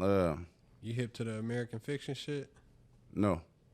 I want to try to watch that shit. It's I can't think of dude's name, but he like a real well spoken actor. But basically, it's about a dude. He write like this brilliant story or novel or whatever, but they ain't fucking with it because he black. So he kind of niggify it, like the way that it's written. Like he kind of break it up in ebonics and shit, and then he changed his whole image and shit, and it blows up. Also, he go like by an alias. Yeah, it's called American Fiction. American Fiction. Yep. I'm gonna look that up. I'm just waiting for the clear version to come on my little site. Okay, got you. Yeah. You got a site too, huh? Yeah. American Fiction, got you. Cause I'm that Dr. Umar Joe Budden interview you mentioned earlier. I think I was gonna go check that out for sure. They was in there going crazy. Yeah. Yeah, it's a crazy conversation. Like Umar ate a lot in that conversation. Okay. That's what it do. But yeah, man, I ain't really got nothing planned. You know, chilling, macking, hanging. do my 1-2 thing. All right, so listen. Two-step. Hey, Two-step. hey, Two-step. hey. Hey, working in the crib. Huh? Working in the crib. Whoa. Working Whoa. in the crib. Huh? Working in Hey. the crib. Yeah. Working in the crib and loving every moment. Loving every minute of it. What about you, sis? Oh my God, man. Shoot. I'm like Diarco, working in the crib. It's too damn cold to go anywhere. I don't want to go anywhere. I gotta hurry up and try to order me something for this concert next week. Well, What not concert? concert, comedy show next Damn, month. damn. What kind? Oh, you going what? to The Mike Epps in DC. Yeah. And you wasn't gonna say nothing to the squad? Yeah, we on that. Let's get some tickets, bro. That's We about to Let's Yeah. get a different section. And when you go see to the us, comedy show. don't speak to us. Don't say nothing shit. to Guess us. what? Don't say Guess what? shit. Guess I'm what? gonna send a drink over. Guess what? No, you're Act not. like it wasn't me. No, you're y'all, not. guess what? Y'all ain't gonna even be able to see me, baby, because we in second row. Ooh, flexing. Okay. We just got to go to the front row, and now we just got to look back at her. Like, I'm gonna be We like, in hey, second row. I'm like, she thought she was the only one with some money on, y'all. That's why I'm trying to hurry up and get something cute, get a nice outfit, because they ain't gonna crack cool. on me. They gonna crack on Russell. They ain't gonna crack on me. I gotta make sure I'm cute, because no, he talking about it, we might Nah, get you roasted. know- And why the fuck you get Oh, yeah, the seats that's- in second row? That's where they roast on you at, man. Dude, Ain't I they went to got a go see bitch? Earthquake, man. It was a guy. that came out before him, man, he gonna come over to me talking about, ain't that right, Lil Jon? I'm like, oh yeah. if I go with Had this the whole nigga, place rolling. I gotta come goddamn spiffied in the bitch, because you know this drip Jesus right here. Yeah. You know, he gonna give it to him every time. I'm telling you. Got So, to. He said, got to. Chuck, what's go? That's fucked up, Brandy. Don't say shit to us when we over there. What's up, Chuck? What you got going on? Just enjoying this football going on. Mm-hmm. I'm gonna watch my Browns play in the playoffs on Saturday, and then Sunday I'm driving to Buffalo, take my girlfriend to the Steelers playoff game. So Huge. You check the weather? oh yeah, It's gonna be cold huge. as fuck. Y'all want to go out after pie without Brandy? I got work. All right. Yeah, me too, for real. All right, great pie. Great pie there. Round of applause, man, for us and the guests, man. Great pie. Great pie. It's over, baby. It's over. I'm wrapping it up. I promise. I got you, twin. You know, anytime you want to come back, bro, just let me know. We gonna fit you in. I appreciate you coming. Music is incredible. I can't wait for the next project. Been a fan, gonna stay a fan. Anybody? Y'all got anything to say to the guests before I do the outro? yeah, that was awesome. I ain't gonna you had me in when you was talking about like Greek mythology and shit. I'm like, damn, you don't fancy me niggas that like that shit or read about it for real. You know, so yeah, I could tell. You know, you got a real intelligent man. Yeah. You dope. For sure, man. I know a couple. You dope. What was that second song? What was the second song called that you played? Ray Charles. Ray Charles. That was dope. Thank you. I like the message you spit in your music. You feel me? It's different. Mm-hmm. It ain't what you. It's not what you normal. It's not what you used to hear. Got some substance, brother. You got some substance. Yeah. It's in there. And Put your foot that's in the it. aim of it. So Yeah. I definitely appreciate it. For sure, man. I enjoyed it, for sure. Thank you. Like, that's 100. All right, y'all. You already know everybody has an opinion, and everybody has an asshole, and everybody has a podcast. Just not this podcast. This was Everybody Has One, and we about to wrap this shit up with The End by Peter Prophet. Hold on, wait. Give them all your social media handles. Tell them where they can find your album. What's it called? Give them the whole. Basically, I'm just give y'all my link tree. Linktree.com/PeterProphet937. That's PTHEPROPHET 937. Memo to Chuck. We need to see about a link tree. All right, we about to leave out with The End. Let's go. Let's go. Let's go. Let's go.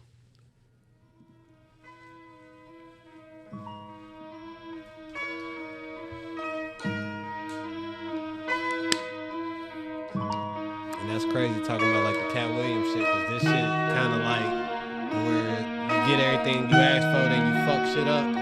That's what this song is.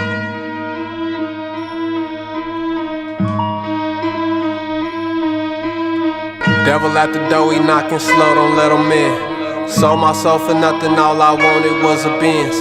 Got my dream girl, but end up fucking all her friends. If we can't get along, well, can we all pretend? Gave it all to God, I was trying to make amends. Raising all this hell, was hoping heaven at the end. Hoping heaven at the end. Raising all this hell, was hoping. Yo, Father, how you holy? How the hell to rollie?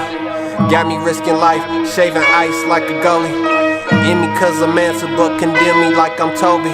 On they necks like Spree, while also on they ass like Kobe. I said chips is up, gotta play the cards, ain't no folding. They died because they tried, guess they implied we wasn't holding. Guess we had to show 'em this the Terradome. Tenor turned soprano, brought the bitch up out your baritone. We was getting cream, these niggas softer than some dairy cones. The road was oh so strong, had a drone flown for every phone. To be and not to be, didn't know it would be very long. The shit was looking better, she still let that nigga Terry bone. Then we started selling songs. Got to telling all that gelling from them felon phones. The hopes and dreams of felons gone. Sleep on me, but not a G of melatonin. And now P, he making G's from all these mellow tones. Sing your song of the devil, your soul in Lucifer's kettle. He gon' drink him some tea when you scream that he never settles. Death come alive in front the beam, want your breath for your bezel. This shit can be vicious, get twisted, some like a pretzel. How you wanna take it? You want it raw, think you wanna bake it. Ain't got much time, I know the devil waiting. We never know, but we say yes to take it. The thing about time, this shit is so impatient. I pray to God he set my soul forsaken. Devil at the door, he knocking slow, don't let him in. Sold myself for nothing, all I wanted was a Benz. Got my dream girl, but end up fucking all her friends. If we can't get along with shit, can we all pretend? Gave it all to God, I was trying to make amends. Raising all this hell, hoping heaven at the end. Hoping heaven at the end. Raising all this hell, was hoping heaven at the end.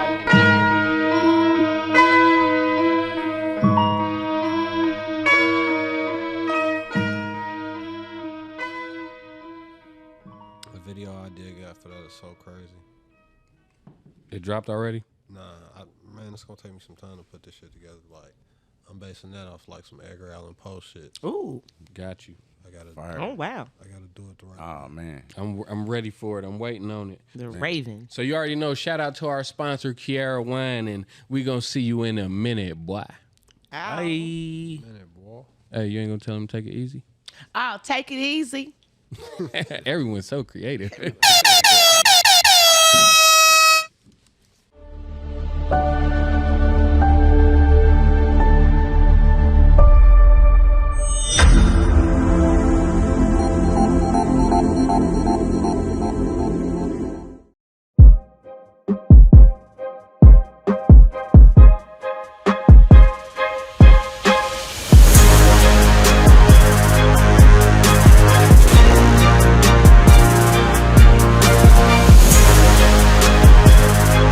One time for the queen, you already know.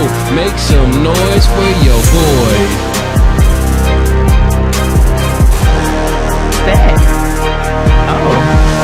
it's just cut different, baby.